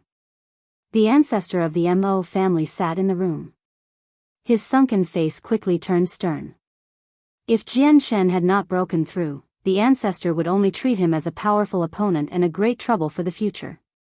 Although he did pose some threat, the threat was not fatal. This was because in his eyes, there was nothing that he feared about Jian Shen apart from his profound sword qi. He did not worry about Jian Shen's cultivation level at all. This was because he had already reached the peak of mid-over-god, while Jian Shen was only at early over-god. Even if he comprehended the laws of the sword, Jian Shen would not be his opponent. If Jian Shen did not possess the deterrent of the two strands of sword qi, the ancestor would have directly made his way towards Jian Shen after the former killed his beloved descendant. However, he learnt that Jian Shen had broken through. If he really did break through, would that not mean that Jian Shen's cultivation level was the same as his own now? If Jian Shen had really reached the same cultivation level as him, he knew he would not be Jian Shen's opponent with Jian Shen's battle prowess from the laws of the sword and the two strands of terrifying profound sword qi. Since Jian Shen has broken through, he'll come looking for me in the divine kingdom of Qingyan before long. I can't give this god artifact back to him. Not only that, but I have to kill him to take revenge for my beloved descendant. The ancestor of the Mo family growled as cold killing intent appeared in his eyes. Looks like I'll have to do it. The armor is my greatest trump card for killing Jian Shen. The ancestor of the Mo family made up his mind. Immediately, without any hesitation, he unscrewed the bottle and directly poured a droplet of the mysterious liquid onto the damaged armor. The liquid was transparent, but the moment it appeared, there was an indescribably mysterious presence. When it came in contact with the damaged armor, it immediately fused into it. The ancestor of the Mo family stared at the armor nervously. In reality, he had no idea whether the miraculous liquid could repair god artifacts. Suddenly, the god artifact began to shine with a dense light under the ancestor's close watch. It enveloped the entire god artifact in a single instance. Through the dense light, the ancestor of the Mo family could clearly see that the damaged armor was being repaired at an extremely gradual rate. Even though the rate of repair was slower than a snail, there was no doubt that the armor was slowly being repaired. It actually can be repaired. It actually can. Fantastic, fantastic.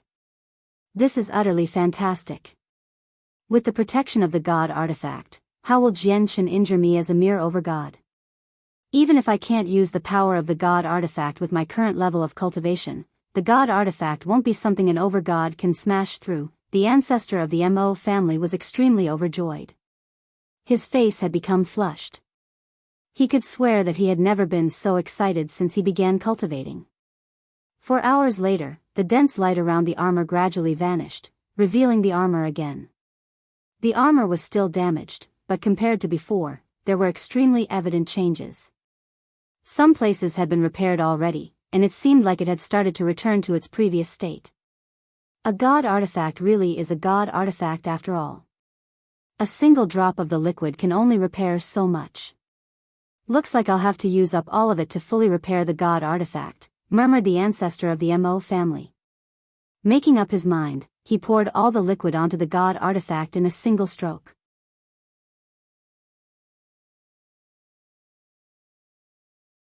Chapter 1817. The Sword-Seeking Province. The ancestor of the Mo family did not have much of the miraculous liquid. When he discovered it in outer space, he had only found 6 droplets in total. He used a droplet to study its effects, wasting it on a damaged supreme quality saint artifact. As a result, he only had 5 droplets left. Even though the ancestor of the Mo family had no idea what the liquid was, nor did he find any rumors about such a liquid, he understood exactly just how valuable it was if a single droplet could repair a damaged supreme quality saint artifact. Originally, the ancestor of the Mo family did not want to use the liquid to repair the god artifact today. He knew that if the god artifact remained as damaged as it was right now, he would be able to keep it. However, he would struggle to keep it once it was repaired. As a matter of fact, countless experts would be drawn over if he leaked the news that he possessed an undamaged god artifact. These experts would not be god kings, but ones that had surpassed God King and reached the primordial realm. But now that Jian Shen had broken through, he no longer had a choice. All he could do was repair the armor. Only with the armor would he feel confident about killing the patriarch of the Tian Yuan clan. As all the remaining liquid was poured onto the armor, an even denser layer of light immediately rose up. The damaged portion was being repaired at an even quicker pace than before. The ancestor of the Mo family's eyes were filled with nervousness, eagerness, and joy as he stared at the piece of armor. Even though he had no idea whether he would be able to keep it forever, it was still something joyful if he could personally witness a god artifact being restored to its original form. The dense light over the armor lasted for several hours before gradually vanishing. Once the light had completely disappeared, the armor's original appearance was finally revealed. The ancestor of the Mo family could not help but become excited when he saw that the armor had been repaired. He murmured, "It has actually been completely repaired." "Completely repaired, I say. That's fantastic. The liquid is miraculous. It can even repair god artifacts. I don't have the ability to refine the god artifact right now. I can't even use the power of the god artifact, but as long as I wear it, I should be able to endure attacks from overgods from the armor's defense alone. Even late overgods won't be my opponent." When he thought up to there, the ancestor of the Mo family was filled with excitement. However, he also understood that he had to keep his possession of the god artifact a complete secret. He could not bring it out unless he was facing danger. "Patriarch of the Tian Yuan clan, so what if you have those two strands of terrifying sword qi? I have no need to fear you at all now," the ancestor's confidence swelled. At that moment, he was even tempted to directly advance to the divine kingdom of Pingtian to kill Jian Shen personally. After all, he had taken the god artifact from Jian Shen. He feared that Jian Shen would leak news about it. Jian Shen's strength should be similar to mine, and he comprehends the laws of the sword. I can't be defeated with the god artifact, but killing him won't be easy. If he wants to escape, I probably won't be able to stop him. I can't go to the divine kingdom of Pingtian right now. Whatever. Jian Shen probably won't leak the news of the god artifact either since he doesn't know that I've repaired it. I'll just cast down the most powerful formation I can get my hands on here and wait for Jian Shen to come patiently. The Swordseeking province was one of the 36 provinces of the divine kingdom of Pingtian, and it was also known to be the most powerful province. This was because the person who held absolute power in the province, Ling Gong, was not only an overgod who had comprehended the laws of the sword, but also a founder of the divine kingdom. At the same time, the Swordseeking province possessed the only tax-free provincial city in the kingdom. All the income went to the Ling family that Ling Gong came from. Just this was a great glory for the Ling family. There was an extremely large and grand manor in the center of the provincial city. The manor was where the greatest clan of the province, the Ling family, stood. A white-robed young man walked towards the entrance of the Ling family slowly. "Stop. This is the estate of the Ling family. Do not loiter around." Before the young man could even approach the entrance of the Ling family, the guards stopped him at the entrance. The young man did not stop. Under the glares of the guards, he made his way to the entrance at ease. He said to the guards in an approachable manner, "Please pass on the message that Jian Shen of the Tian Yuan clan has come to visit. The patriarch has ordered that all uninvited guests must be turned down." The guard glared at Jian Shen as he said without minding too much. However, before the guard had finished speaking, he came to a sudden halt. A great change occurred in his eyes at that moment as he stared at Jian Shen in disbelief. He said in surprise, "Wait, what did you just say? The Tian Yuan clan? Which Tian Yuan clan? Is it the Tian Yuan clan from the Dong'an province?" Jian Shen smiled, "Correct. The Tian Yuan clan from the Dong'an province." The expressions of the guards immediately changed when they heard that he was from the Tian Yuan clan of the Dong'an province. They stopped glaring at Jian Shen, and their eyes became filled with reverence. "Esteemed guest, please wait. I will contact the patriarch immediately." A guard ran off in a hurry. The patriarch of the Ling family, Ling Majian, was currently holding a clan meeting in the discussion hall of the clan. He sat on the patriarch's throne. He was stern and gave off a dignified bearing. Below him were the several dozen members of the upper echelon of the clan. At this moment, a guard rushed into the hall regardless of the rules. He said politely, "Patriarch, there's someone outside who claims to be Jian Chen from the Tian Yuan clan. He says he has come to visit our Ling family." "What? The Tian Yuan clan? Is it the Tian Yuan clan from the Dong'an province?" The patriarch of the Ling family was just about to scold and punish the guard for not following rules. However, when he suddenly heard the reported news, his face immediately changed, and he became extremely stern.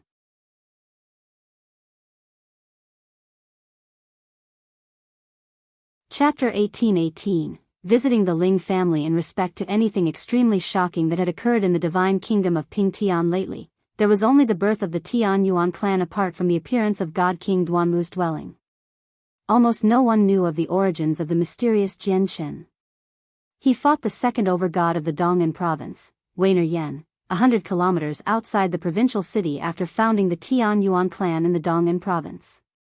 Although the patriarch of the Tian Yuan clan had comprehended the laws of the sword, one of the laws known to have the greatest offensive power, Weiner Yan of the Weiner clan was not weak either. He had comprehended the laws of strength, which was also known as one of the laws with the greatest offensive power. The two of them were roughly at the same level in terms of comprehension, yet the result of the battle took those who paid attention by storm. Weiner Yan had actually suffered a miserable defeat. The patriarch of the Tian Yuan clan had crushed Weiner Yan completely, emerging with no injuries at all. Not only did the results of the battle shake up the entire Dong'an province, but it also caused an uproar in the entire Divine Kingdom and the neighboring Divine Kingdoms for some time. Jian Chen had displayed his strength to the world through his battle against Weiner Yan. At the same time, many people witnessed his strength clearly. As a matter of fact, countless people labeled Jian Chen as the greatest among the 6 great provinces of the Divine Kingdom. They meant the strongest in the 36 provinces when they said greatest. The patriarch and the members of the upper echelon from the Ling family immediately became stunned when they heard that a person of the Tian Yuan clan had come to visit. Clearly, they were extremely taken aback. At this moment, the patriarch of the Ling family seemed to think of something. His face suddenly changed, and he stared at the guard sharply. He asked urgently, "What did you say? Who came to visit?" The guard did not tarry at all. He immediately repeated himself, "Patriarch, the person said he was Jian Chen of the Tian Yuan clan." Jian Chen. Jian Chen, is he? The guard seemed to understand as well when he reached the end of those words. His face changed drastically.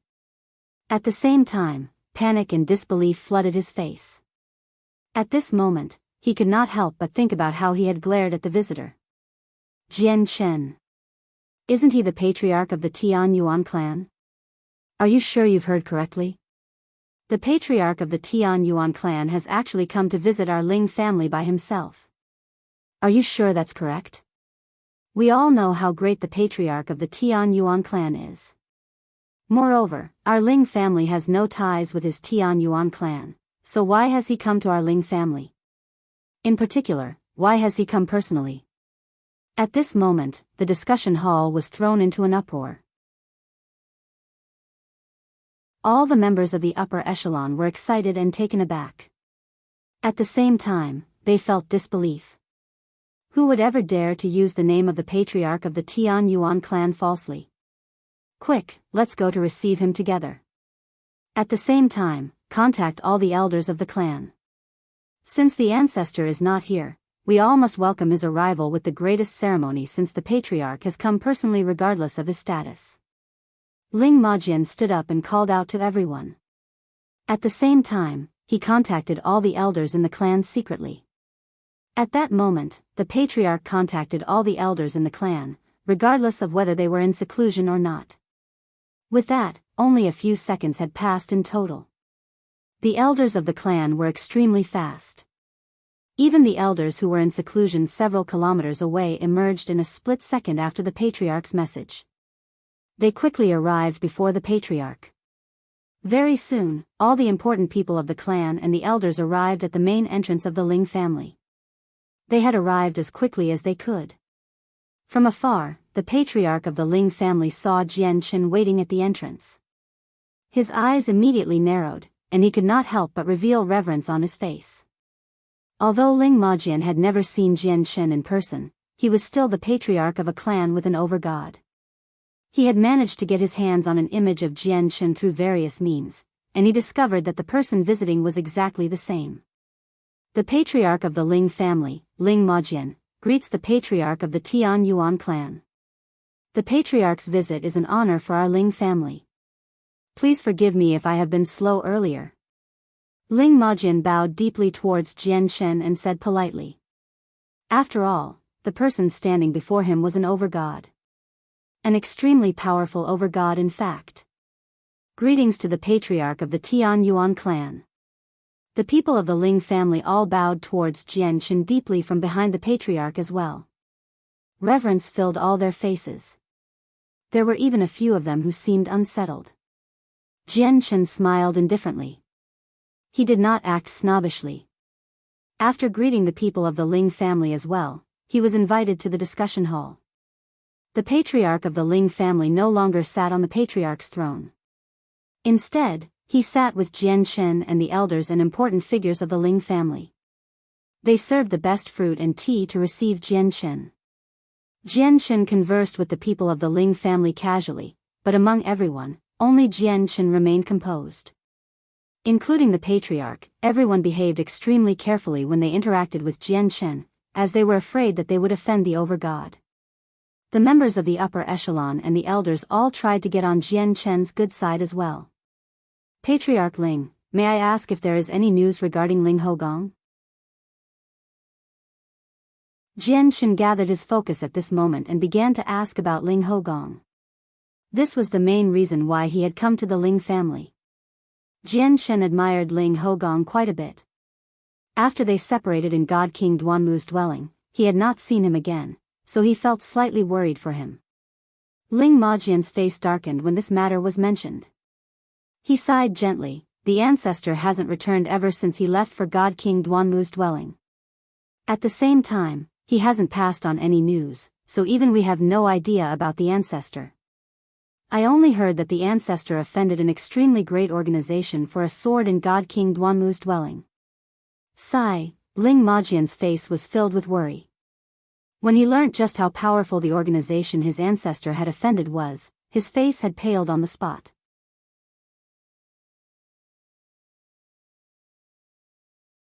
Chapter 1819, Movements of the Demon Cult, 1. I just hope that the organization won't pay attention to such a small matter. Otherwise, the Ling family would be in great trouble if they really did look into it, Ling Majian said sternly. Jian Chen sat there silently. He probably understood just how powerful the Empyrean demon cult was more than any other overgod in the divine kingdom of Pingtian. Even the peak organizations of the Cloud Plane would not dare to offend the Empyrean demon cult so easily. Ling Hogong really had taken quite a large risk for the sword.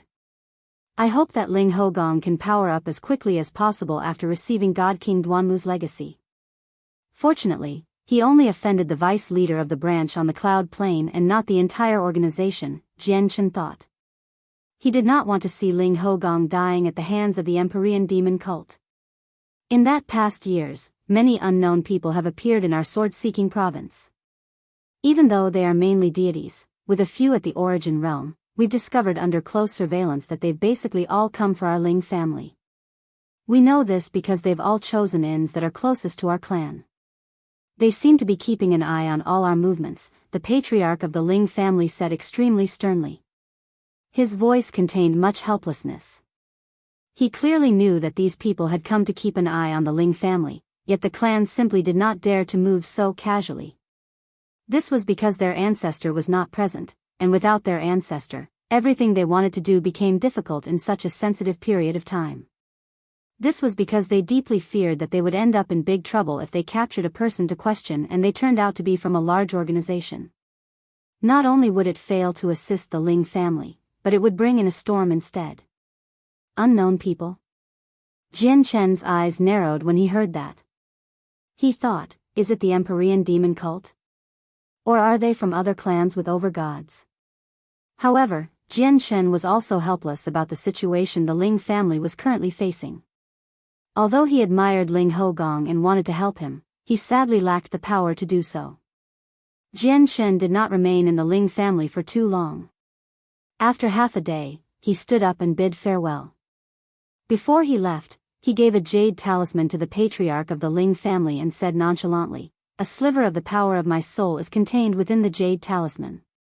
If Ling Hogong returns or your Ling family encounters anything and needs my help, you can crush the talisman, and I will hurry over as quickly as possible." Jian Chen's actions stunned Ling Majian and the other people from the clan. They could not help but wonder what connection the patriarch of the Tianyuan clan had with their ancestor, as he had come to the Ling family for the first time and offered so much assistance. He even left behind a method to contact him before leaving. Even though he had his suspicions, Ling Majian still behaved as if he was overjoyed. He accepted Jian Chen's talisman in a hurry and held it like treasure. He constantly thanked Jian Chen. Jian Chen departed from the Swordseeking province. After gaining his bearings, he directly headed off to the royal capital. Back in Godking Duanmu's dwelling, he and Ling Hogong did not know each other at all, yet the latter dared to draw his sword against another over-god just for him. Jian Chen remembered this deeply. His short interaction with Ling Hogong afterwards had made him admire Ling Hogong's Miraculous as well. How could he not help Ling Hogong now that he faced some trouble? Unfortunately, he was just too weak right now. He was up against the tremendous Empyrean demon cult, and he was completely helpless against them. Otherwise, he would not mind helping Ling Hogong solve his issues by personally taking Vice Leader Huai's life. The great elder of the Empyrean demon cult was indeed very terrifying. As a matter of fact, he had reached a point where his might shocked Jian Chen. However, the Empyrean demon cult possessed so many branches and each branch possessed several vice leaders. As a result, there were several dozen vice leaders. It was also because of this that taking the life of a single vice leader would not be enough for the great elder to appear personally. Ling Hogong, this is all the help I can provide to you right now. I hope you take good care of yourself and power up soon, thought Jian Chen. However, what Jian Chen did not know was that as he left the Sword-Seeking province, the patriarch of the Ling family immediately entered a secret room layered with formations. The joy and excitement on his face had completely vanished. He stared at Jian Chen's talisman with uncertainty. A while later, he took out a jade box and placed Jian Chen's talisman inside the box carefully. At the same time, he cast layers of formations over the box and placed it in the center of the room gently. Then he left the room quietly without taking the box with him.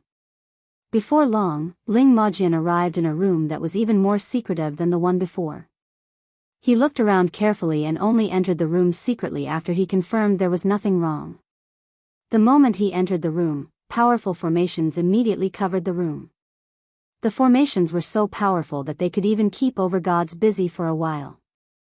Most importantly, the formations could cut off abilities such as the senses of the soul. Ling Majian was the only person in the gloomy room now. There was no one else inside. Ling Majian arrived at the center of the room and formed seals with both hands. He used a secret technique, and a complicated and profound formation gradually appeared on the ground. Majian, has anything important happened in the clan for you to call me using this secret technique? At this moment, an ancient but lively voice rang out from the formation. An old man in white robes appeared in the formation. The old man was ruddy and sage-like. His eyes shone brightly, and his gaze was sharp like swords. Even though he seemed to be past his 80s, his posture was perfectly straight just like a drawn sword. He radiated with a powerful sword intent. To no surprise, the old man was Ling Hogong, who had gone missing for quite some time. Ancestor, the patriarch of the Tianyuan clan, Jian Chen, had just come to visit earlier. The patriarch told Ling Hogong everything that had happened during Jian Chen's visit. Ancestor, when the patriarch of the Tianyuan clan left, he even gave me a jade talisman with a sliver of the power of his soul. He said that if you returned, or if the Ling family encountered any problems, I should crush the talisman. I was wondering if he was reliable and could be trusted? Ling Majian said carefully. I never thought that Brother Jian Chen would have already founded a Tian Yuan clan in the Dong'an province. It's just a pity that I can't move about freely, or I would definitely congratulate him personally, Ling Hogong sighed emotionally. It had already been several decades since he communicated with the clan. He had always remained in a secret place to cultivate and did not come in contact with the outside world. As a result, he only learnt about Jian Chen founding a clan now. Although I've only met Brother Jian Chen recently, although there are deception and trickery everywhere in the saints' world, I personally believe that Brother Jian Chen is a good person. He's definitely a trustworthy person. Although Brother Jian Chen said he would help you, you must act accordingly.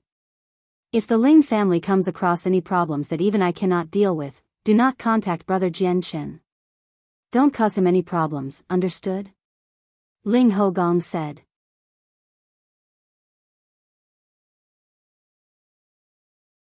Chapter 1820, Movements of the Demon Cult, 2, As the Ancestor Wishes.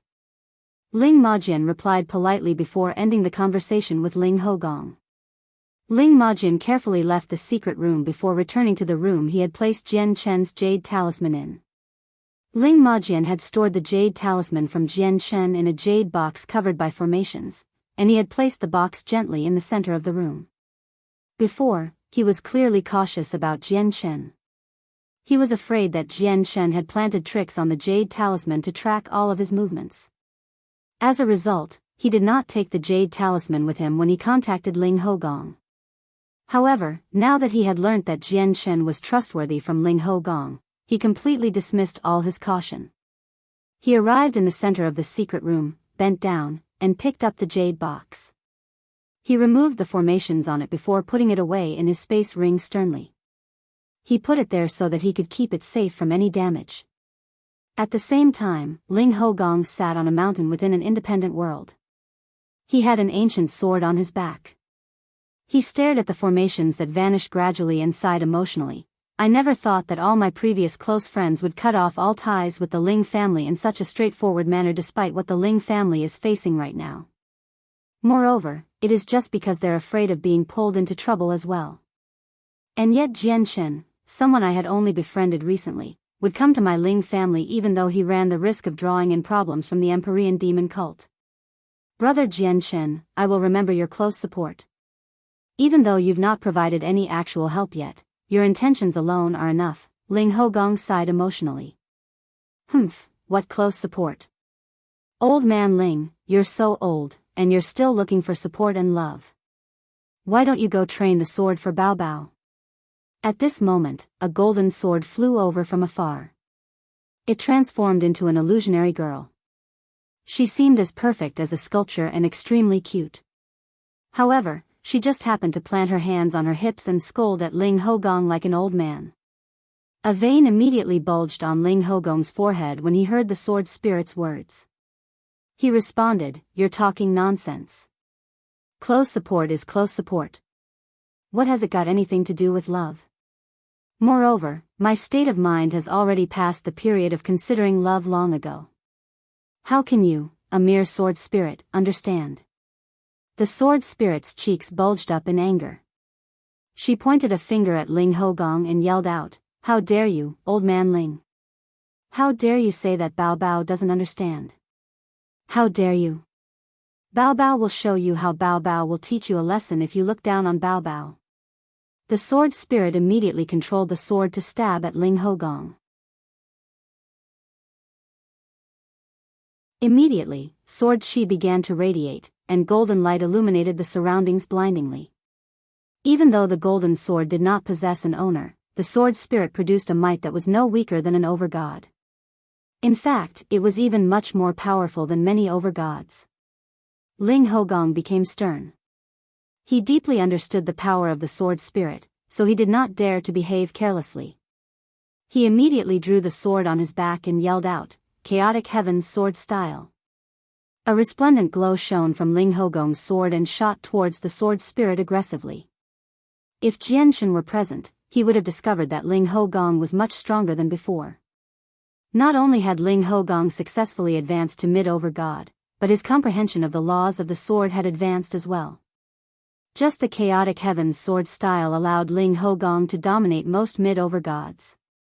He would even be able to put up a fight against late-over gods. Is this your chaotic heavens sword style, old man Ling? You tarnish the name of the sword style when you use it. Bao will show you just what the true chaotic heavens sword style is, the sword spirit said scornfully. Suddenly, an even more powerful and purer sword chi shot out from the golden sword. As the sword chi shot out, the surroundings seemed to darken. The sword chi shone with so much light that it was enough to blot out the sun, moon, and stars. Even the world paled in comparison. The sword chi seemed to have become the only existence in the world at that moment. When the two attacks collided, Ling Hogong's sword chi seemed as fragile as a vase. It shattered silently, and the sword spirit's attack continued onwards like it was unstoppable. It directly shot towards Ling Hogong. Swish! The sword chi flew over Ling Hogong's head. Although it did not injure him, it cut his hair. Ling Hogong seemed disheveled at that moment. He seemed to be in quite a sorry shape. It was to the point where his sage-like bearing had vanished long ago. My hair. Why, you sword spirit is just detestable. You go too far. Ling Hogong cursed furiously. He was in a horrible mood. To think that he, Ling Hogong, who was famed in the divine kingdom of Pingtian to the point where basically no one dared to offend him, would actually be forced to such a state by a sword spirit. Did you see it? That's the true chaotic heavens sword style. Old man Ling, don't you dare say Bao doesn't understand. The sword spirit appeared. Her hands were still planted on her hips, and her lips were pouted. She seemed rather cocky. Why, you're completely unreasonable. All you know is endless harassment. Ling Hogong said furiously. The sword spirit's cocky expression disappeared in the blink of an eye when she heard that. Her little face sank, and she glared at Ling Hogong furiously with her large, beautiful eyes. She scolded, "How dare you speak up to your superior? You speak ill of Bao and even dare to call Bao someone unreasonable who only knows endless harassment. Is Bao someone like that? Old man Ling, looks like Bao hasn't given you a good enough impression. Bao will definitely teach you a solid lesson this time so that you know about my power. This time, Bao will strike awe into you deeply, enough for you to gain a deep impression. You'll be shaking in fear the next time you see Bao. The Divine Kingdom of Three Cauldrons was an organization similar to the Divine Kingdom of Pingtian. It was only separated from the Divine Kingdom of Pingtian by the Divine Kingdom of 9 Stars. However, the Divine Kingdom of Three Cauldrons had completely lost its former glory and dignified bearing. Smoke rose up in various places across its great territory, and the flames of war burned. All the provincial cities had been reduced to ruins across the entire Divine Kingdom while blood formed rivers. The ground had been dyed red. Several dozen years ago, the 9th army of the Empyrean demon cult attacked the Divine Kingdom of Three Cauldrons. In just a few dozen years, the 9th army successfully took down all their provincial cities. Their army directly crushed towards the royal capital, surrounding the place completely. Now, the Divine Kingdom of Three Cauldrons was reduced to a single, lonely, royal capital. The 9th army of the Empyrean demon cult was only composed of a few 100,000 people. This number was nothing before the Divine Kingdom of Three Cauldrons army that spanned into the hundreds of millions. However, it was this exact army that completely crushed the huge army of the Divine Kingdom. The 9th army basically approached the royal capital like a hot knife through butter.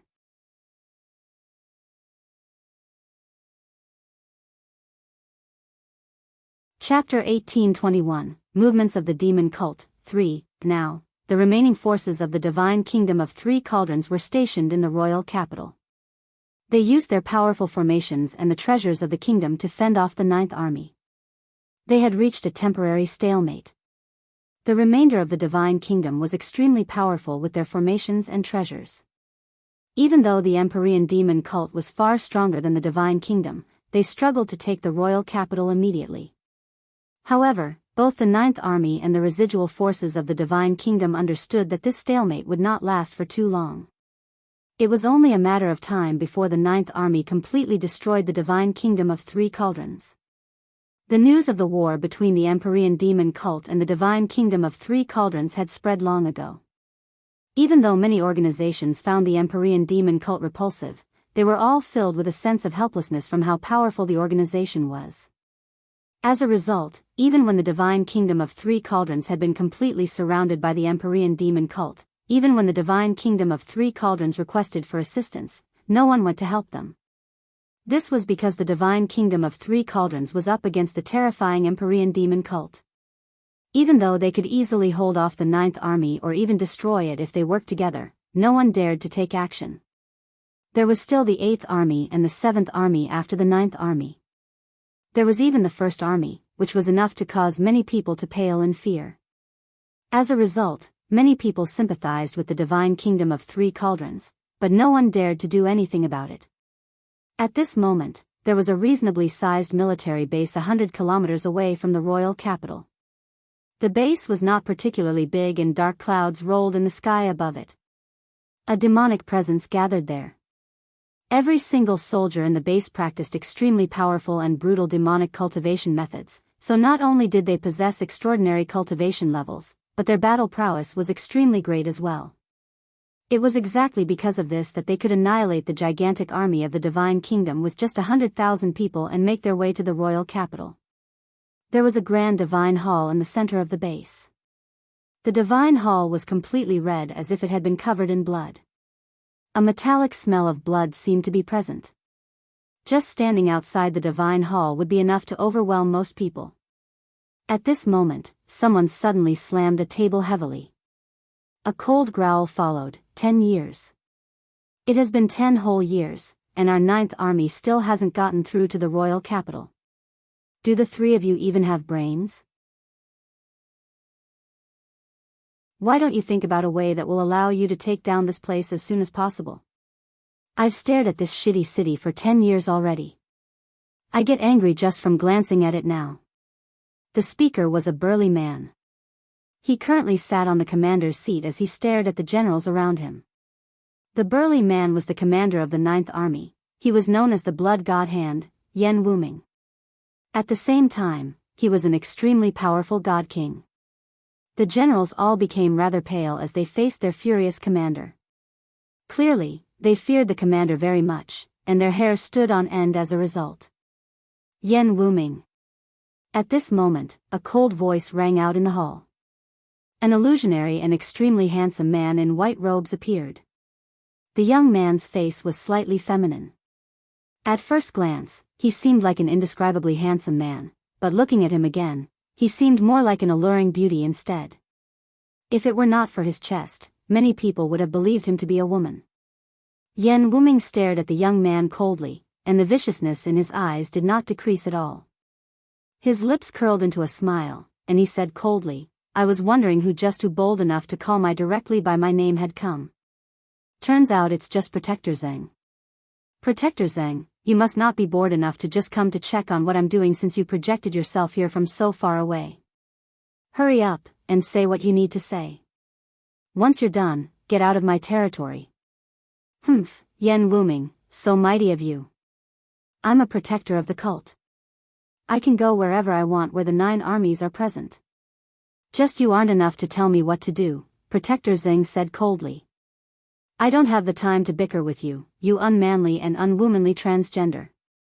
Hurry up and say what you have to say, then get out of here, Yen Wuming said impatiently as a vicious light flickered through his eyes. You, Protector Zheng was furious, and his face paled as a result. He pointed at Yen Wuming angrily, but seeing how fearless Yen Wuming was, he did nothing in the end. Even if were present personally, he would not be Yen Wuming's opponent, not to mention the fact that he was only a soul projection right now. Sucking in a deep breath, Protector Zheng forcefully suppressed his anger and said coldly, I've only come for one matter.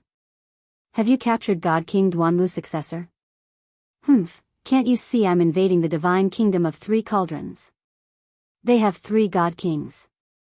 If I'm not watching over the entire operation, my 9th army would be reduced to a wreck by the 3 of them.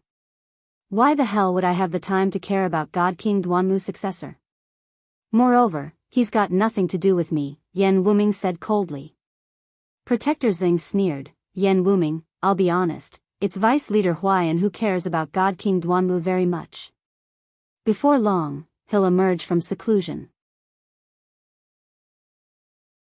Once he finds out that Godking Duanmu's successor is still alive and free, he'll lose his temper. I don't think that's something you can bear. Yan Wuming finally became stern. Clearly, he dreaded the vice leaders of the Empyrean demon cult very much. Yan Wuming, I've brought the message. What you do is up to you. Farewell. With that, Protector Xing vanished. Yan Wuming sat on the commander's seat emotionlessly. A light flickered through his eyes as he thought about what he should do.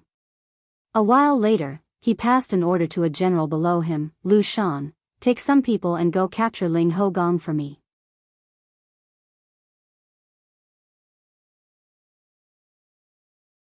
Chapter 1822, The Royal Capital of Pingtian. Yes, sir. A general below stood up and dropped one knee to the ground, accepting the orders with courtesy. Lu Shan left the divine hall.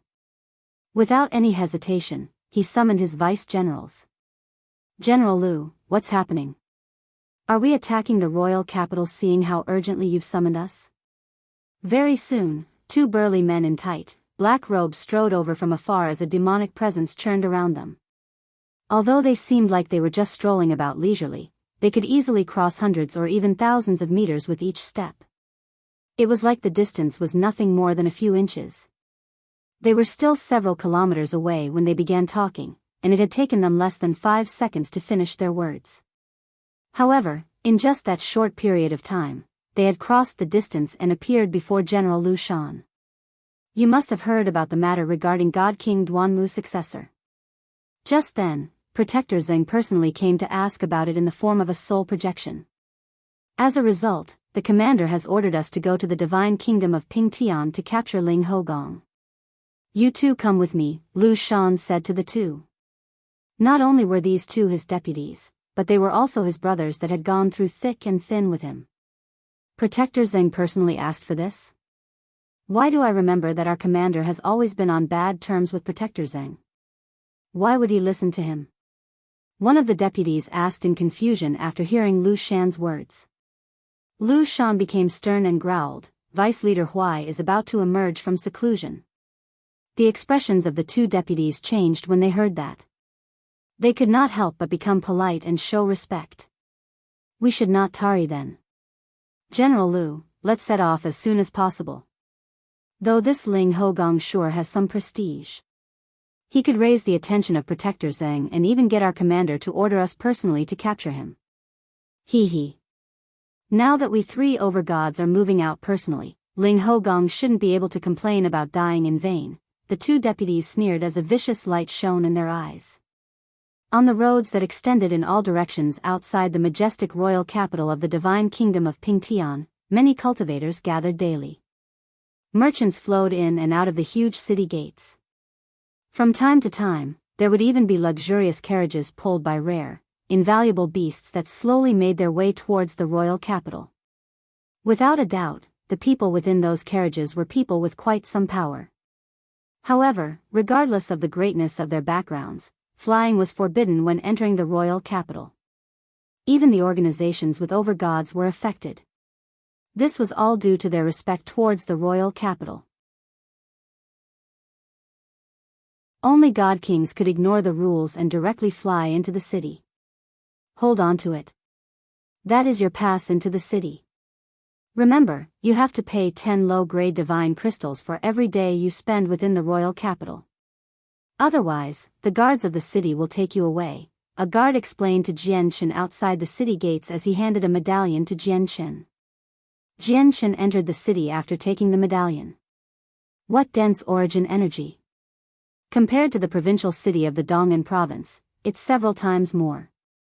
Not only is there quite a large vein of divine crystals below the royal capital, but there are also formations in the city that draw over all the origin energy in the surrounding radius of 10,000 kilometers. What extravagance! Jian strolled through the streets of the royal capital as he observed the surroundings in interest and studied the layout of the city. Now that his comprehension of the laws of the sword had reached the level of late over God, his perception was far greater than before.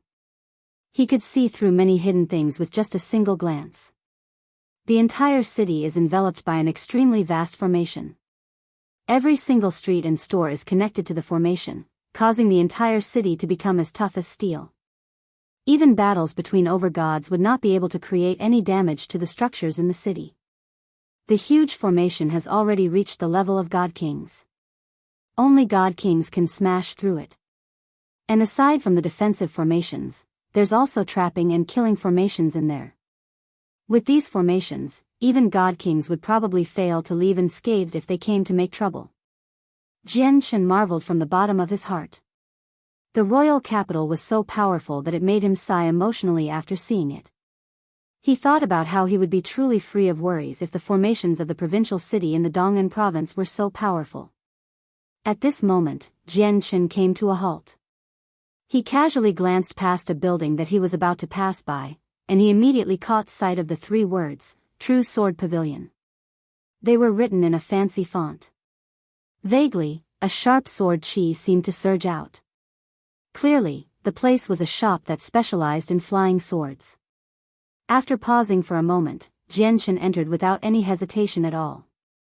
The pavilion was filled with a great collection of various flying swords. Small groups of people gathered within the large store as they studied the swords like gentlemen. They would shake their heads in disappointment at times, and they would also nod and praise at other times. A few pretty women received them as customers politely with businesslike smiles, presenting swords to them patiently. Among them, there was a group that stood out the most. They had basically become the center of attention in the shop, attracting the gazes of everyone present. The group consisted of 2 women and 1 young man. One of the women possessed devastating beauty. Not only was her beauty and bearing extraordinary, but she also possessed an otherworldly charm. Her expression was gentle, making her seem quiet. A single glance was enough to make people feel warm inside. The other woman also possessed extraordinary beauty. Her face was filled with an uncontainable sense of arrogance. From her curled lips, she was clearly a rude and unreasonable woman. The young man was dressed in luxurious robes and was extremely handsome. However, his face was filled with arrogance as if he looked down on everyone. Evidently, he was a wastrel from a powerful clan. A few guards stood behind each of them. Even though they were only at the peak of reciprocity, they were clearly not nobodies. At this moment, the young man smiled as he spoke gently to the soft-spoken woman beside him. Uncontainable adoration filled his eyes.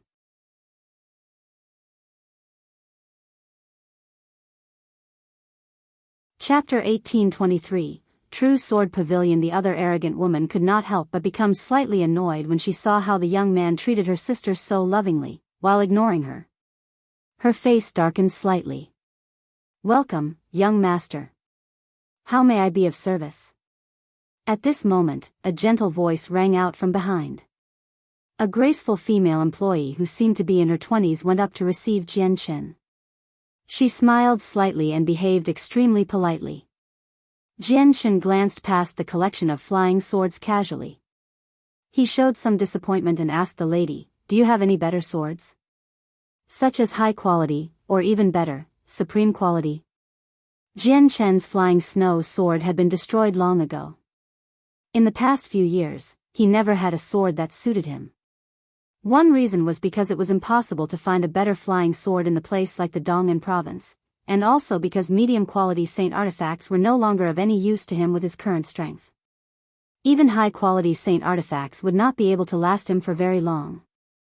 Only supreme-quality saint artifacts would suit him. However, even a high-quality saint artifact had never appeared in the provincial city of the Dong'an province, so let alone a supreme-quality saint artifact. "What? You're looking for a supreme-quality flying sword?" The lady who received Jian immediately changed in expression when she heard him and cried out in disbelief. Her cry immediately drew over the attention of the other customers in the store. Immediately, they all turned their heads over and stared at Jian in surprise. Even the two beautiful women and the young man who seemed to be a wastrel looked at Jian. Did I really just hear that? Really? Someone actually wanted to buy a supreme quality saint artifact? Surely I've heard wrong. There's actually someone who wants to buy a supreme quality saint artifact. Where has this country bumpkin come from, wanting to buy a supreme quality saint artifact as soon as they enter the store? I'm laughing my ass off. What does he think a supreme quality saint artifact is? Does he think it's any old item you can find off the street?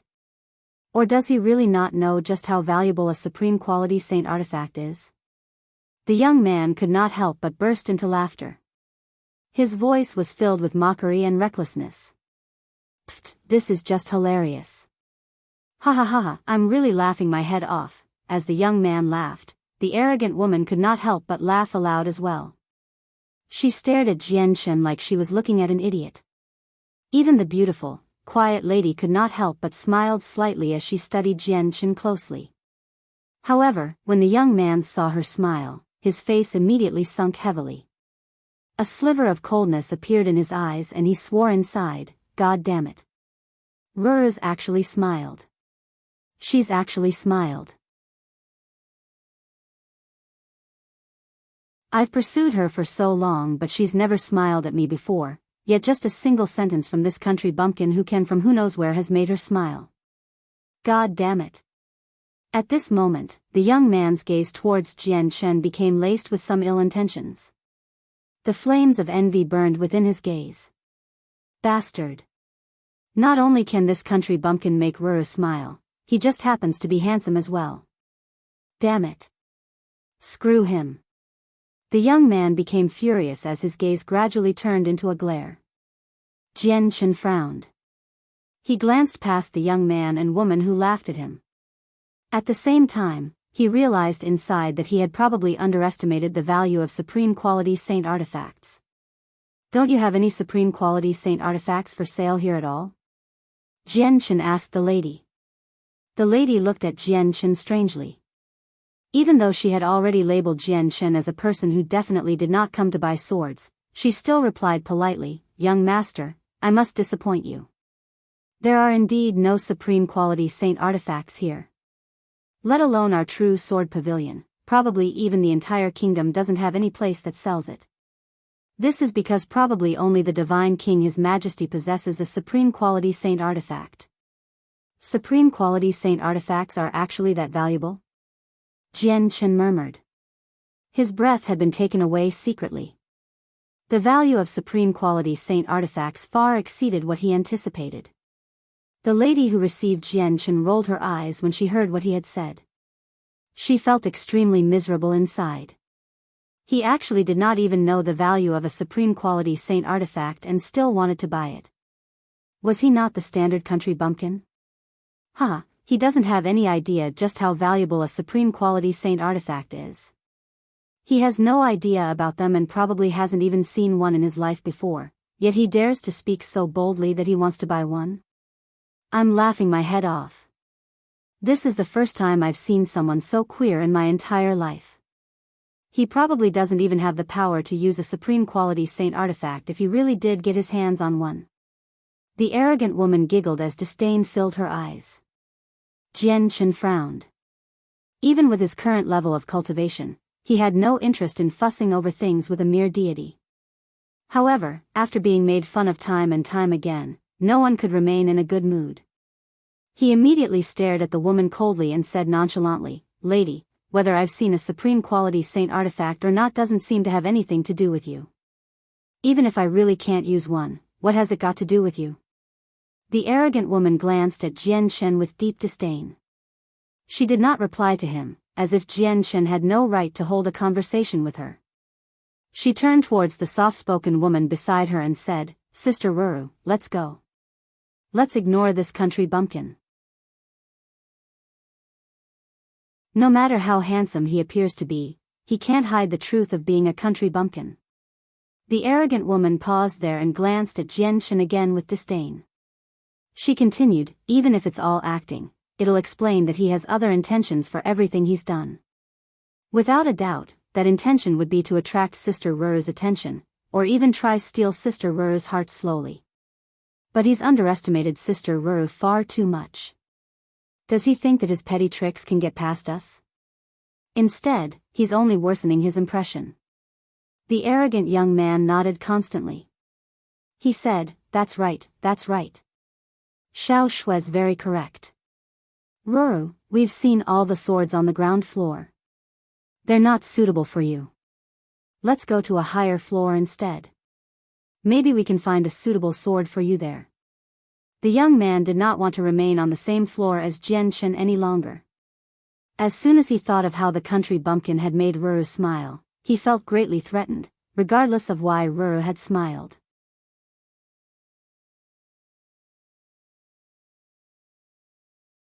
Chapter 1824. A member of the Yang family. He would not have minded it too much if that country bumpkin was nothing too special in terms of appearance, but he just happened to be even more handsome than himself.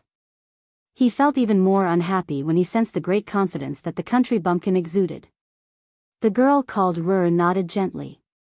She seemed gentle and quiet, such that all her actions made her seem like the daughter of a large family. She did not give off any sense of arrogance. After staring at Jian Chen again to study him, she went upstairs with the other two. The young man just happened to see Ruru's actions, so his face immediately became even uglier. He glared at Jian Chen angrily before going up. Jian Chen completely ignored all of this. With his increase in strength, his mental state had changed gradually as well. The wastrel from a large family who was only a deity at most just seemed like an immature child in his eyes. Was an adult supposed to get into an argument with a child after being insulted? That would just be petty. Moreover, he knew that he really had been a little too abrupt in asking for a supreme quality saint artifacts as soon as he made it through the door. Then do you have any high-quality flying swords? Jian Chen asked again. He could only change his request seeing how supreme quality flying swords were unavailable. The lady who received Jian Chen glanced at the few people who had already gone upstairs. All of their backgrounds were terrifying. Clearly, she had become slightly impatient towards Jian Chen's question, but she did not show it at all, as she had gained a rough idea that Jian Chen had probably mentioned supreme quality saint artifacts to attract the attention of the girl called Ruru. Now that he asked about high-quality saint artifacts, it was probably an excuse so that he could go upstairs as well. Young master, our store just happens to have a few high-quality saint artifacts, but they're all upstairs. The lady maintained her business smile and did not show a trace of what she was thinking. Take me there, Jian Chen said without any hesitation at all. He truly lacked a suitable weapon right now. Yes, young master. Please follow me. The lady was filled with contempt inside, but she still led Jian Chen to the next floor extremely politely. Jian Chen found the three people with just a single glance as soon as he arrived on the next floor. They were currently choosing a flying sword with great attentiveness under the protection of their guards. The three people clearly discovered Jian Chen as well. The young man's face immediately sank, and he roared out furiously, "Brat, you really know how to stick around. You're following us wherever we go. If you're clever, piss off, or don't blame me for being impolite." The young man believed that everything that had happened with Jian Chen was a coincidence back on the first floor. However, after listening to the arrogant woman's words, he partially believed that Jian Chen had only come to the true sword pavilion to draw Ruru's attention. In fact, he had hurriedly proceeded to the next floor with Ruru so that Jian Chen would not be able to capture her attention too much.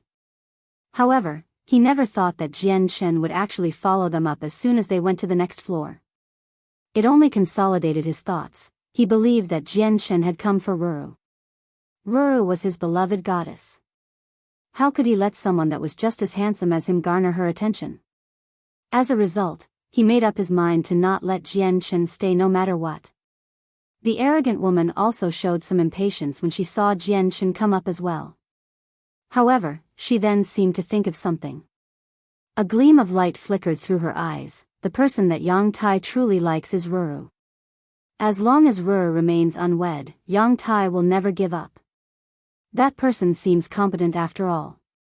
If he can really steal Ruru's heart, it'll be fantastic for me. At the very least, young Tai can give up on Ruru. As soon as she thought of that, not only did the arrogant woman stop feeling annoyed by Jian Chen's presence, but she even became slightly eager for Jian Chen to steal Ruru's heart. Yang Tai clearly wants to move against him now. With Yang Tai's background, that person is in big trouble. I have to help him, thought the woman. Just when she wanted to assist Jian Chen to break free from the situation, she heard Jian Chen's voice ring out. Don't you think too highly of yourself?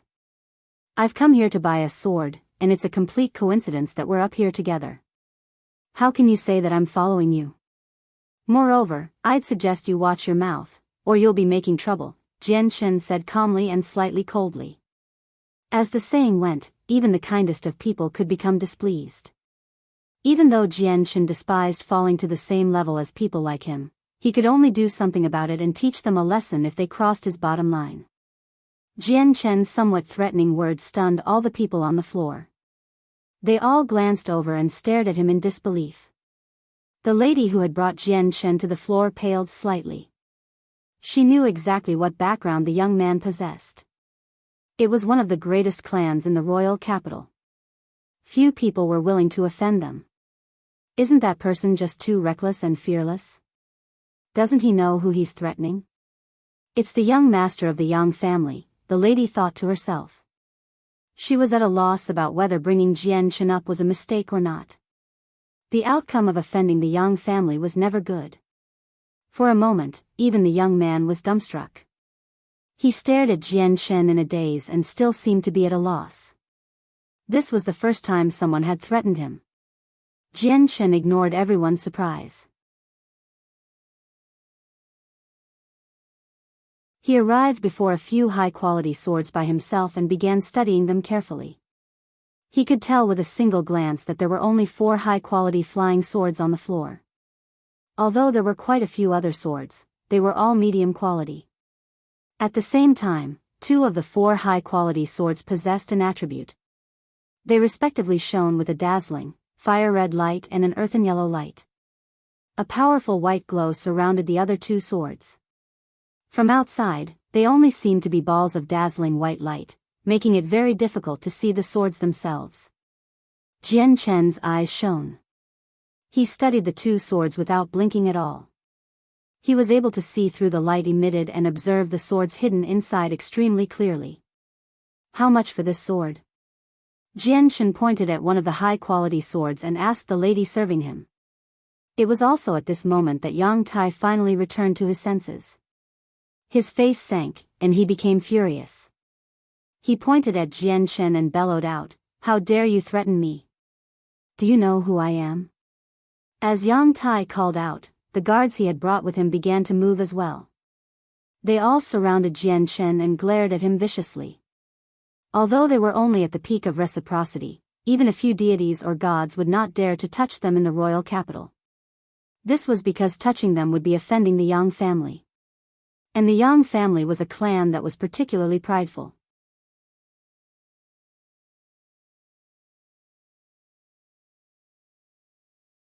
Chapter 1825, The Flying Sword, Startling Rainbow, Bring me his tongue.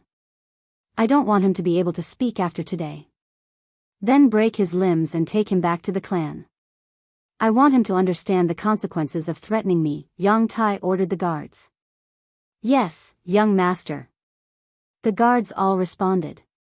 Cold light flickered through their eyes as they moved against Jian Chen in an attempt to capture them. All of them were extremely well trained. They worked together extremely cohesively. Clearly, they had done similar things countless times before. However, just when their hands were about to touch Jian Chen, a stream of white light flickered. The white light was extremely small. It was only the size of a finger, but it appeared at an unbelievable rate. With their strength at the peak of reciprocity, they had failed to even sense its appearance before it vanished again. In the next moment, all the guards felt a heart-wrenching pain from their arms. They could not help but cry out miserably. Blood spurted out like fountains from where their shoulders were. The guards had all lost their arms, having been severed unknowingly. The eyes of the people on the floor all narrowed before widening. They stared at the armless guards in disbelief. They were all filled with shock. At the same time, they also experienced some confusion and doubt. None of them were powerful. Apart from the girl called Ruru, who was an early deity, everyone else was at reciprocity. They were unable to sense the appearance of the light at all with their strength. As a result, they had no idea just how the guards had lost their arms. They only saw the guards reach out towards Jianchen. However, just before their arms were fully extended, their arms tore free from their bodies without any prior signs at all. The limbs directly fell to the ground. It was extremely strange. Only the girl called Ruru managed to sense the flash of white light with her strength as a deity. Disbelief filled her eyes. She stared at Jianchen without blinking at all as he remained standing there in his white clothes. He remained composed. She also failed to see Jianchen do anything. As a matter of fact, Jianchen had not even moved a finger from what she could see. However, she clearly knew that the severed arms of the guards were directly related to Jianchen. The guards all paled and shrieked out in pain. Combined, their voices were deafening. Let alone the entire store, but even the people outside on the streets could hear their shrieks clearly. Jianchen frowned. If you want to shriek, go downstairs. Don't get in the way of me buying a sword. With that, Jianchen kicked out a few times without any mercy at all, sending the guards out of the window as if they were unwanted. They landed on the street outside heavily. His actions immediately caused the lady who served him to pale. She thought, that's it, I'm done for. This person has completely offended the Yang family. The Yang family will never just leave the matter like this. Although it has got nothing to do with me, I was the one who brought him upstairs after all. Even I probably won't be able to avoid the punishment of the Yang family. Why, you actually injured my guards. Do you know who I am? I am the young master of the Yang family. Yang Tai paled in anger as he pointed at Jianchen. He was absolutely furious. The Yang family? Jianchen's expression remained the same. He could not help but study the young man carefully. He asked, is it Yang Kai's clan? Yang Tai's face lit up when he heard that. He thought that Jianchen was afraid now, so pride immediately filled his face. He said arrogantly, that's right, Yang Kai is my great-grandfather. Looks like you haven't exactly been living under a rock, seeing how you know about my great-grandfather. If you're clever, kneel immediately and lower your head 9 times to the ground. I won't make things difficult for you today. Yang Tai could only be blamed for failing to see the small details here. He failed to see how Jianchen remained completely the same when he mentioned Yang Kai's name. Jianchen's expression did not change at all. He did not reveal even a trace of fear. He even mentioned Yang Kai's name directly without adding something like senior as other people would. Your great-grandfather does indeed have some strength, but who knows just how many people are more powerful than your great-grandfather. There are some people that you can't afford to offend. You'll only end up slaughtered, Jianchen said calmly. His voice was somewhat cold as he continued, I'll let you go this time because of your great-grandfather, but only this one time. That's right. There are many people far more powerful than my great-grandfather in the world, but you're not one of them. Moreover, you don't even have the right to talk to me with your lowly status. However, I will remember what you said today. I would like to see just how much longer you can continue to act so arrogantly, Yang Tai said angrily. He knew that he was not Jianchen's opponent, so he could only return and rally some other people. Afterwards, he turned towards Ruru and said, Ruru, let's go. Young Master Yang, I still haven't chosen my sword yet. You can go back first, the gentle Ruru said to Yang Tai. Yang Tai's face immediately became extremely ugly. Waving his sleeve, he turned around and left with a sunken face. Yang Tai, wait for me. The arrogant woman bid farewell to Ruru in a hurry and immediately chased after Yang Tai with her own guards. How much for this sword? Jianchen looked at the sword that had caught his attention again and repeated the question to the lady serving him. The lady stood by Jianchen's side. At this moment, she was tempted to break into tears. She no longer cared about whether Jian Chen had really come to buy a sword or not. Even though she would receive a significant reward if she really sold a high-quality flying sword, she no longer cared about that now. She only wished for Jian Chen to leave sooner and draw away the Yang family's attention. The true sword pavilion did not fear the Yang family with their background, but she was just an employee without any background at all. It was also her who brought Jian Chen upstairs. As such, if the Yang family decided to look into the matter, she would definitely be in trouble.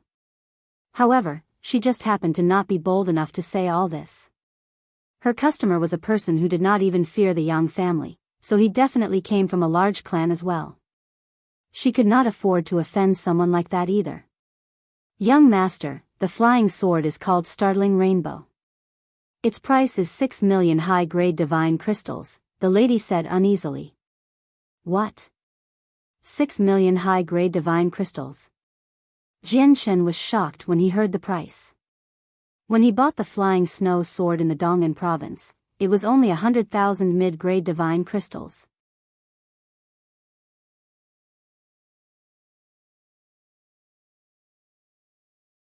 Chapter 1826. Greedy. The flying snow sword was a medium-quality saint artifact, while the startling rainbow sword was only a high-quality saint artifact. They were only a single tier apart, but the price was several hundred times more. This shocked Jian Chen very much. Jian Chen stared at the sword that was surrounded by dazzling light and sword qi. He fell silent in that moment as the light in his eyes flickered. He was hesitating. Clearly, the price of the sword had far exceeded Jian Chen's expectations. It actually required a terrifying amount of 6 million high-grade divine crystals. They were high-grade, nothing like mid or low-grade divine crystals. He still possessed the 10 blocks of high-grade divine crystal, which was more than enough to purchase the sword. However, he originally planned to break up the divine crystals into mid and low-grade ones so that Shangguan Mu'er and the others could use them to cultivate. He had not planned to spend so many here. 6 million high-grade divine crystals were equivalent to 600 million mid-grade divine crystals. Such an amount was enough for everyone to cultivate until they were gods. Of course, that was given that their comprehension of laws could keep up with their cultivation. Young master, the startling rainbow sword is actually relatively cheap among the high-quality saint artifacts. Many better high-grade saint artifacts are worth billions. May I ask if the young master is still interested in purchasing this high-quality saint artifact? The lady asked. Although she spoke very politely, there was a sense of urgency in her voice that anyone could tell.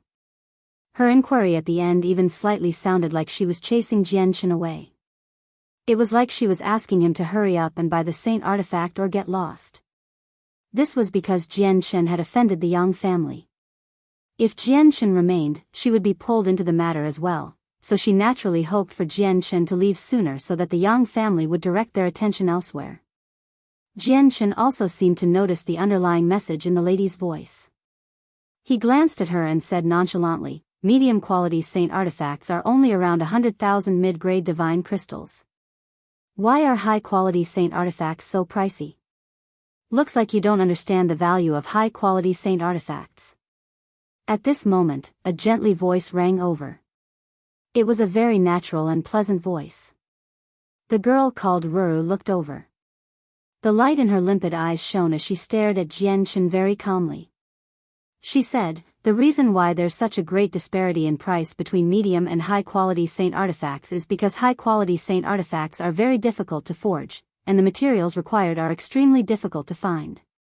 In the divine kingdom of Pingtian, there are many people who can forge medium-quality saint artifacts. They're present in basically all provincial cities. As a matter of fact, there are even some provincial cities with several such artifacts. However, people who can forge high-quality saint artifacts are almost mythical existences. Even including the neighboring kingdoms, there are only 4 or 5 of them. On the other hand, there is not a single person like that in our divine kingdom of Pingtian. All the high-quality saint artifacts basically come from other divine kingdoms, which is why they're so valuable. The girl called Ruru stared at Jian Chen deeply after saying that. She continued, the supreme quality saint artifacts that you wanted earlier are even more valuable. Not only are they hundreds of times more valuable than the Startling rainbow sword, but they might even 1,000 times more valuable. There's basically no supply. Thank you for informing me. Jianchen clasped his fist towards Ruru. He had finally gained some understanding towards high and supreme quality saint artifacts from Ruru's explanation. There's no need to be so polite, young master. It's just that you've offended the Yang family earlier. With how the Yang family normally acts, they'll never let this matter go. It's best if you leave this place sooner. Even if you possess some background and do not fear the Yang family, Ong Tai probably won't let the lady who brought you here off so lightly, Ruru said to Jianchen nonchalantly. Jianchen frowned when he heard that. The lady that received Jianchen indeed paled in fright at that moment.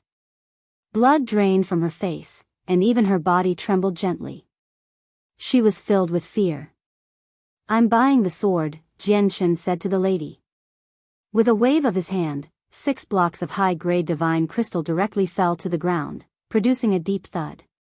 The lady immediately became stunned. She stared at the 6 blocks of divine crystal in a daze as her breathing became rather ragged. At the same time, she was greatly taken aback. She had never expected Jianchen to actually purchase the high-quality saint artifact. Moreover, Jianchen had not even raised an eyebrow when he took out 6 million high-grade divine crystals. Even the girl called Ruru became slightly surprised.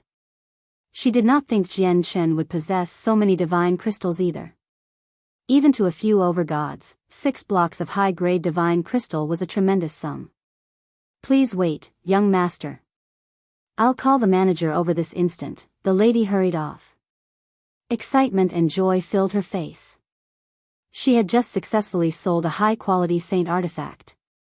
Not only would her commission be an astronomical figure, but it was also enough for her to receive a promotion.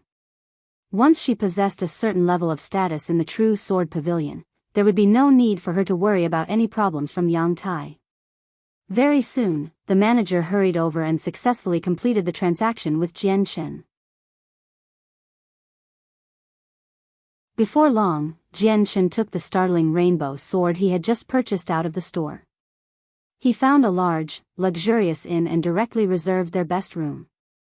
He closed the door and hung the sign, Secluded Cultivation, on the door. After doing so, he began to refine the startling rainbow sword without pausing during the entire process at all. With this high-quality saint artifact, my strength will increase by quite a lot. It's just a pity that I can't find any supreme quality saint artifacts, Jianchen thought. He found it to be rather regretful. After thinking this, he activated the defensive formations in the room. As Jianchen refined the startling rainbow sword, Yang Tai also hurried back to the True Sword Pavilion with his group of people from the Yang family. Not only were there several deities in the group, but there was even a god elder. The True Sword Pavilion did not dare to give the furious people of the Yang family the cold shoulder. The manager himself appeared and received Yang Tai with a smile. Young Master Yang, unfortunately, you've come a little late. The person you're looking for has already left. They're not in our True Sword Pavilion.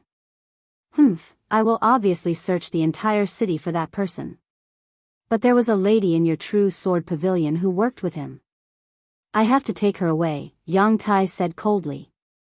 He did not dare to barge in with the manager standing at the door. Apologies, young Master Yang. She just sold a high-quality saint artifact, making a great contribution to our business. As a result, she has been promoted to assistant manager. You can't take her away, the manager of the True Sword Pavilion replied politely. What? She sold a high-quality saint artifact? Did that person really buy a high-quality saint artifact? Yang Tai was surprised inside, but he revealed a huge grin on his face soon after. Young master, since that person can purchase a high-quality saint artifact, he must have quite an impressive background. He might even be from a clan with an overgod. You can't act recklessly in regards to this matter. You can't offend such a powerful clan over something as petty as this, the elder of the Yang family said from beside Yang Tai. No. This matter relates to the pride and dignity of our Yang family. How can we just let the matter end like this? I have to find this person, Yang Tai said coldly. Joy filled his eyes as he sniggered, though, if he's willing to hand over the high-quality saint artifact, I'll forget this ever happened.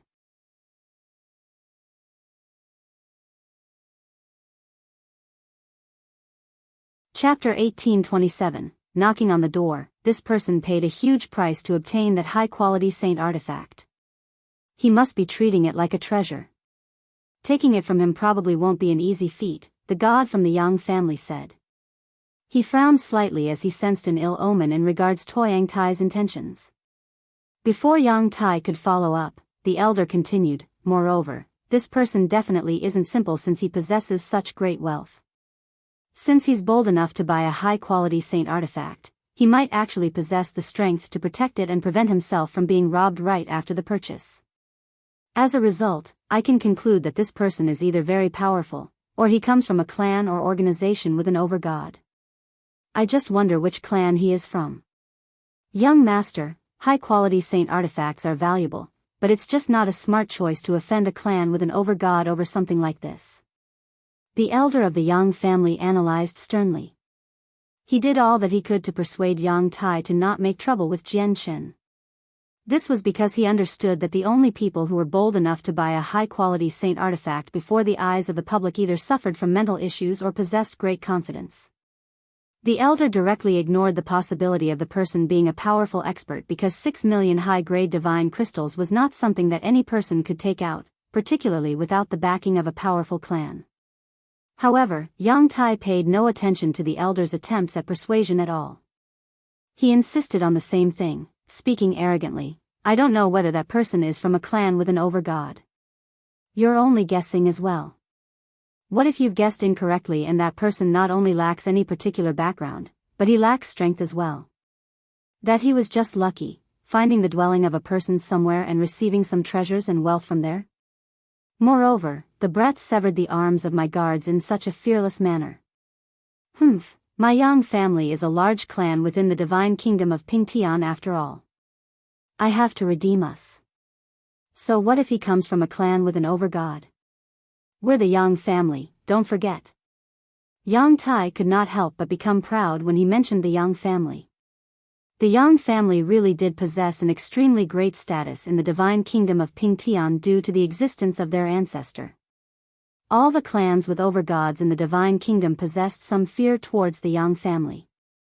This was all because the ancestor of the clan was a late overgod, possessing status only second to the divine king and the grand imperial protector. Afterwards, Yang Tai immediately passed down orders to search for Jian Qin. With the power of the Yang family in the royal capital, finding a person was naturally nothing difficult. They found the inn where Jian Qin had settled down in temporarily very soon. The entire room on the highest floor of the perched Phoenix Inn, labeled Heaven, was covered by a formation. Jian Qin currently sat on the bed in that room as he refined the Startling rainbow sword. He did not even consider that the young master of the Yang family might become interested in the saint artifact he had just purchased. However, even if he knew, he would not feel afraid at all. The ancestor of the Yang family, Yang Kai, was very powerful, having reached late overgod. However, he had also reached late overgod in terms of comprehension. All he lacked was cultivation. As a result, there was no reason for him to fear Yang Kai of the Yang family. At this moment, Yang Tai had already surrounded the perched Phoenix Inn with over 100 experts from the Yang family. Not only were there many deities among them, but Yang Tai had even managed to bring a few god elders. Although Yang Tai's status as the young master would have never been enough to directly order the elders around, he still deserved some respect as a young master. Not to mention the fact that this matter was connected to a high-quality saint artifact. If they really could hand a high-quality saint artifact to their ancestor, it would be a matter of merit, and they would be rewarded handsomely. In regards to any problems that could be created, just how many people were willing to offend the Yang family with their current status? The person who bought the high-quality saint artifact severed the limbs of our guards. It was he who caused trouble first. We have a reason to make trouble. It's completely reasonable for us to take his high-quality saint artifact, one of the elders who hurried over later said seriously. Even though I haven't personally seen the overgods of the neighboring divine kingdoms, I have heard of them, so I possess some understanding towards them. There's only the patriarch of the Tian Yuan clan that I don't really know, since he has only broken through recently. However, there's no one who matches the person who bought the high-quality saint artifact amongst all the overgods I know. As a result, I'm certain that this person isn't an overgod. Even if he's a god, he probably isn't from our kingdom because I basically possess information on all the gods in our kingdom, said a middle-aged man. He wore white robes and seemed like a scholar. Yang Tai immediately became overjoyed when he heard these words from the elder. He said, "Elders, let's go and find that person right now." The elders of the Yang family nodded happily and followed Yang Tai directly into the inn. Only the elder who tried to persuade Yang Tai earlier sensed that something was off, but now that the situation had developed to this point, he had run out of choices. He could only sigh to himself and follow them into the inn. As one of the most luxurious inns in the royal capital, the Perched Phoenix Inn naturally possessed some background. However, when the manager saw that these people were elders of the Yang family, he could only turn a blind eye. He did not dare to speak up.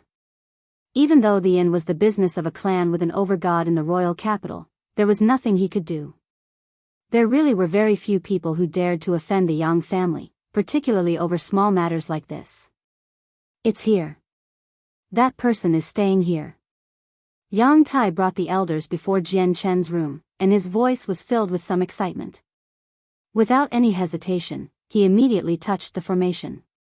Jian Chen sat within the room with his eyes closed as the startling rainbow sword shone with resplendent light as the sword hovered before him. It emitted the invisible, sharp sword chi of a high-quality saint artifact, filling the entire room.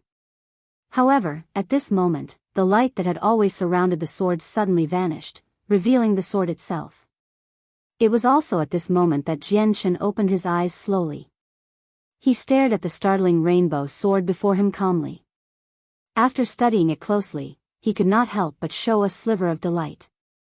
He murmured, "You'll be accompanying me in the future, startling rainbow sword." As he said that, Jian Chen's right hand touched the sword. At that moment, the sword just vanished all of a sudden, disappearing into Jian Chen's body.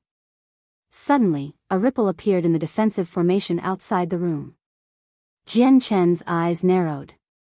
As soon as he put the sword away, he turned towards the entrance. His plain eyes gradually sharpened.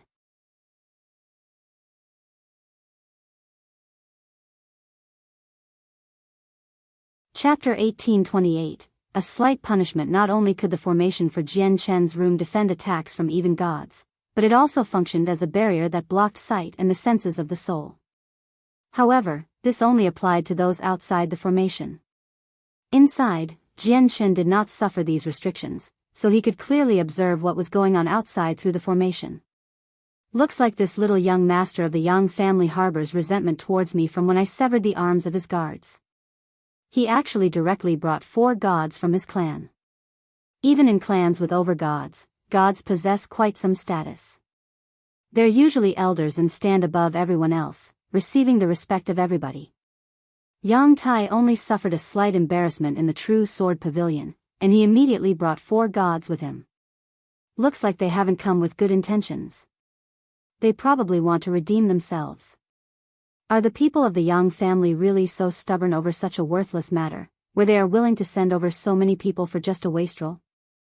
Jian Chen thought.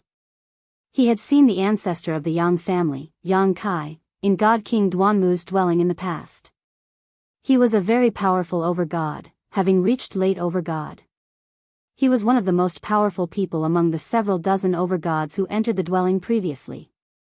Although he was not on any particularly good terms with Yang Kai, he was not on any particularly bad terms either.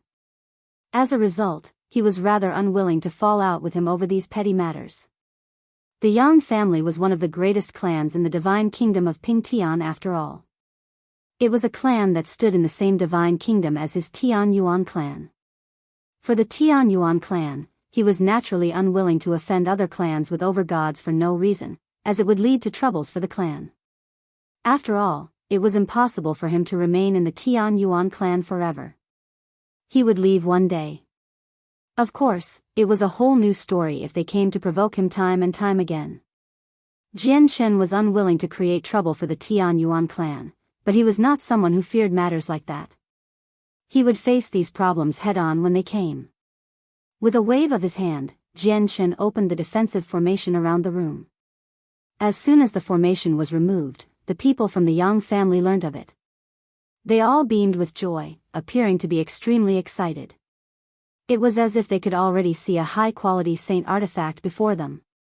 Yang Tai and the god elders immediately entered the room, while the deities stood guard outside. Among the 4 elders, one of them closed the door behind him as soon as he stepped in. However, he felt that this still was not enough, so he immediately cast down a formation around the room. Only after that did the elders nod in satisfaction. They felt like the operation this time could not fail. The high-quality saint artifact was basically theirs. Jian Shinkami remained on his bed for the entire time. He watched everything unfold nonchalantly. However, his cold gaze explained what he currently felt. He felt nowhere near as calm as he appeared on the surface. They behaved so cautiously and came with ill intent. They definitely came for his sword. Fortunately, it was Jian Shen who sat there today. He felt no fear towards the Yang family. If it were another person who was not an over-god, the outcome would be as clear as glass. Brat, I never thought that we'd see each other so soon, Yang Tai glared at the seated Jian Shen as he sneered. Jian Shen directly ignored Yang Tai. He glanced past the gods of the Yang family and asked calmly, "You must have come for the high-quality saint artifact, right?" Seeing how Jian Shen did not even look at him, Yang Tai immediately became furious as he always placed great focus on his status. Before the elders could say anything, he directly called out coldly, "Brat, this is what you get for offending me." "That's right, we've come this time for the Startling rainbow sword, and it won't be just the sword this time. We'll be taking you with us as well." Jian Shen immediately frowned. However, the elders silently studied Jian Shen, and they gradually became stern as well, as all of them had discovered that they could not see through his strength. In their eyes, Jian Shen seemed just like an ordinary person, without the presence of an expert at all. There were normally 2 situations that would lead to this. The first one was that the person possessed a great secret technique that could conceal their presence. As a result, gods, or even over-gods, could not see through the cultivation of a deity. The other situation was that the difference in cultivation was simply far too great. All they needed to do was conceal their presence, and other people would not be able to sense it. The elders of the Yang family all studied Jian Shen for a while before reaching the same conclusion. This person definitely is not an over-god. If he were an over-god, he would possess the pride of one. He probably would have sent us out of the room already, but he has only remained there without doing anything at all. It is probably because he fears us. This person must be a god who concealed his presence using a secret technique. He might even be a deity. Has the Yang family reached such a level of boldness in the royal capital? Have they already achieved dominance in the royal capital? Jian Shen murmured to himself. However, Yang Tai's face changed when he heard Jian Shen's words. Yang Tai could not help but think about an awful memory of the past, and his face immediately sunk heavily. He lost his temper and roared out, "You're looking to die." Yang Tai directly swung his hand towards Jian Shen's face. He had completely no idea just whose face he was trying to slap right now. Even the ancestor of the Yang family, Yang Kai, would never be bold enough to do something like this. This was because his action would create an irreconcilable grievance out of nowhere. It was one that would last until death. Jian Shen's gaze turned cold. He caught Yang Tai's hand easily and stared at him coldly. He said, "You sure are bold. Just this one action tempts me to claim your life. But I'll spare you because of your great-grandfather. You may have avoided death, but you still need to be punished." With a flash of light, Jian Shen severed Yang Tai's entire arm. Blood immediately began to spurt out like a fountain. Afterwards, Jian Shen pressed his hand against Yang Tai gently. With a miserable shriek, Yang Tai vomited blood and was sent flying out the window. A gleam of light flickered through the eyes of the elder who cast down the barrier. Immediately, a crack appeared and Yang Tai just happened to fly out through the crack. The elders did not stop this from happening. They had no good impression of Yang Tai, and his injuries would benefit them greatly instead. It would provide them with an even better excuses to move against Jian Chen. Once they brought the high-quality saint artifact back to the clan, even if the over-god behind this person came, they could use Yang Tai as an excuse for everything they did and avoid trouble. They also witnessed that Jian Chen was only a god at most through his moves this time as well, so they all became fearless. Yang Tai's miserable cries rang out from the street below while his blood had already formed a mess on the ground. It was very rare for people to get injured in the royal capital. In a short moment, Yang Tai's miserable cries had drawn over all the passers-by in the surroundings. Very soon, a large group of people gathered. They all pointed at Yang Tai, who was rolling in pain on the ground, and discussed softly. Isn't that the young master of the Yang family, Yang Tai? How has he ended up like that? Who is it that is bold enough to cut off the young master of the Yang family's arm? It doesn't matter who the person in the perched phoenix inn is, they're in deep trouble, he deserves it. Who knows just how many innocent girls lost their lives due to the young master of the Yang family. Now that he has ended up like this, he really does deserve all of it. The guards of the royal capital will arrive very soon. Yang Tai really is annoying sometimes. There really isn't a reason to blame you, except for the fact that he's the young master of the Yang family, after all. For the sake of the Yang family's dignity, we can't just drop this matter here. If the matter causes a large ruckus and attracts the attention of the ancestor, it'll be horrible. In the entire divine kingdom, there's probably no one, apart from the commander of the royal divine army, Xian Do, and the patriarch of the Tian Yuan clan from the Dong'an province, who can endure his anger. The barrier closed up again and isolated any sounds in the room. The god who had cast down the formation smiled as he continued to speak, acting like he was completely concerned for Jian Chen. However, I think we can become friends fast. Seeing how you've fallen under so much trouble, I'm willing to assist you in getting through it all. I just hope that you can cooperate. You're tuning into the Biyao's Wuxia Chronicles YouTube channel. Don't forget to subscribe and join us on this journey to catch the most captivating stories.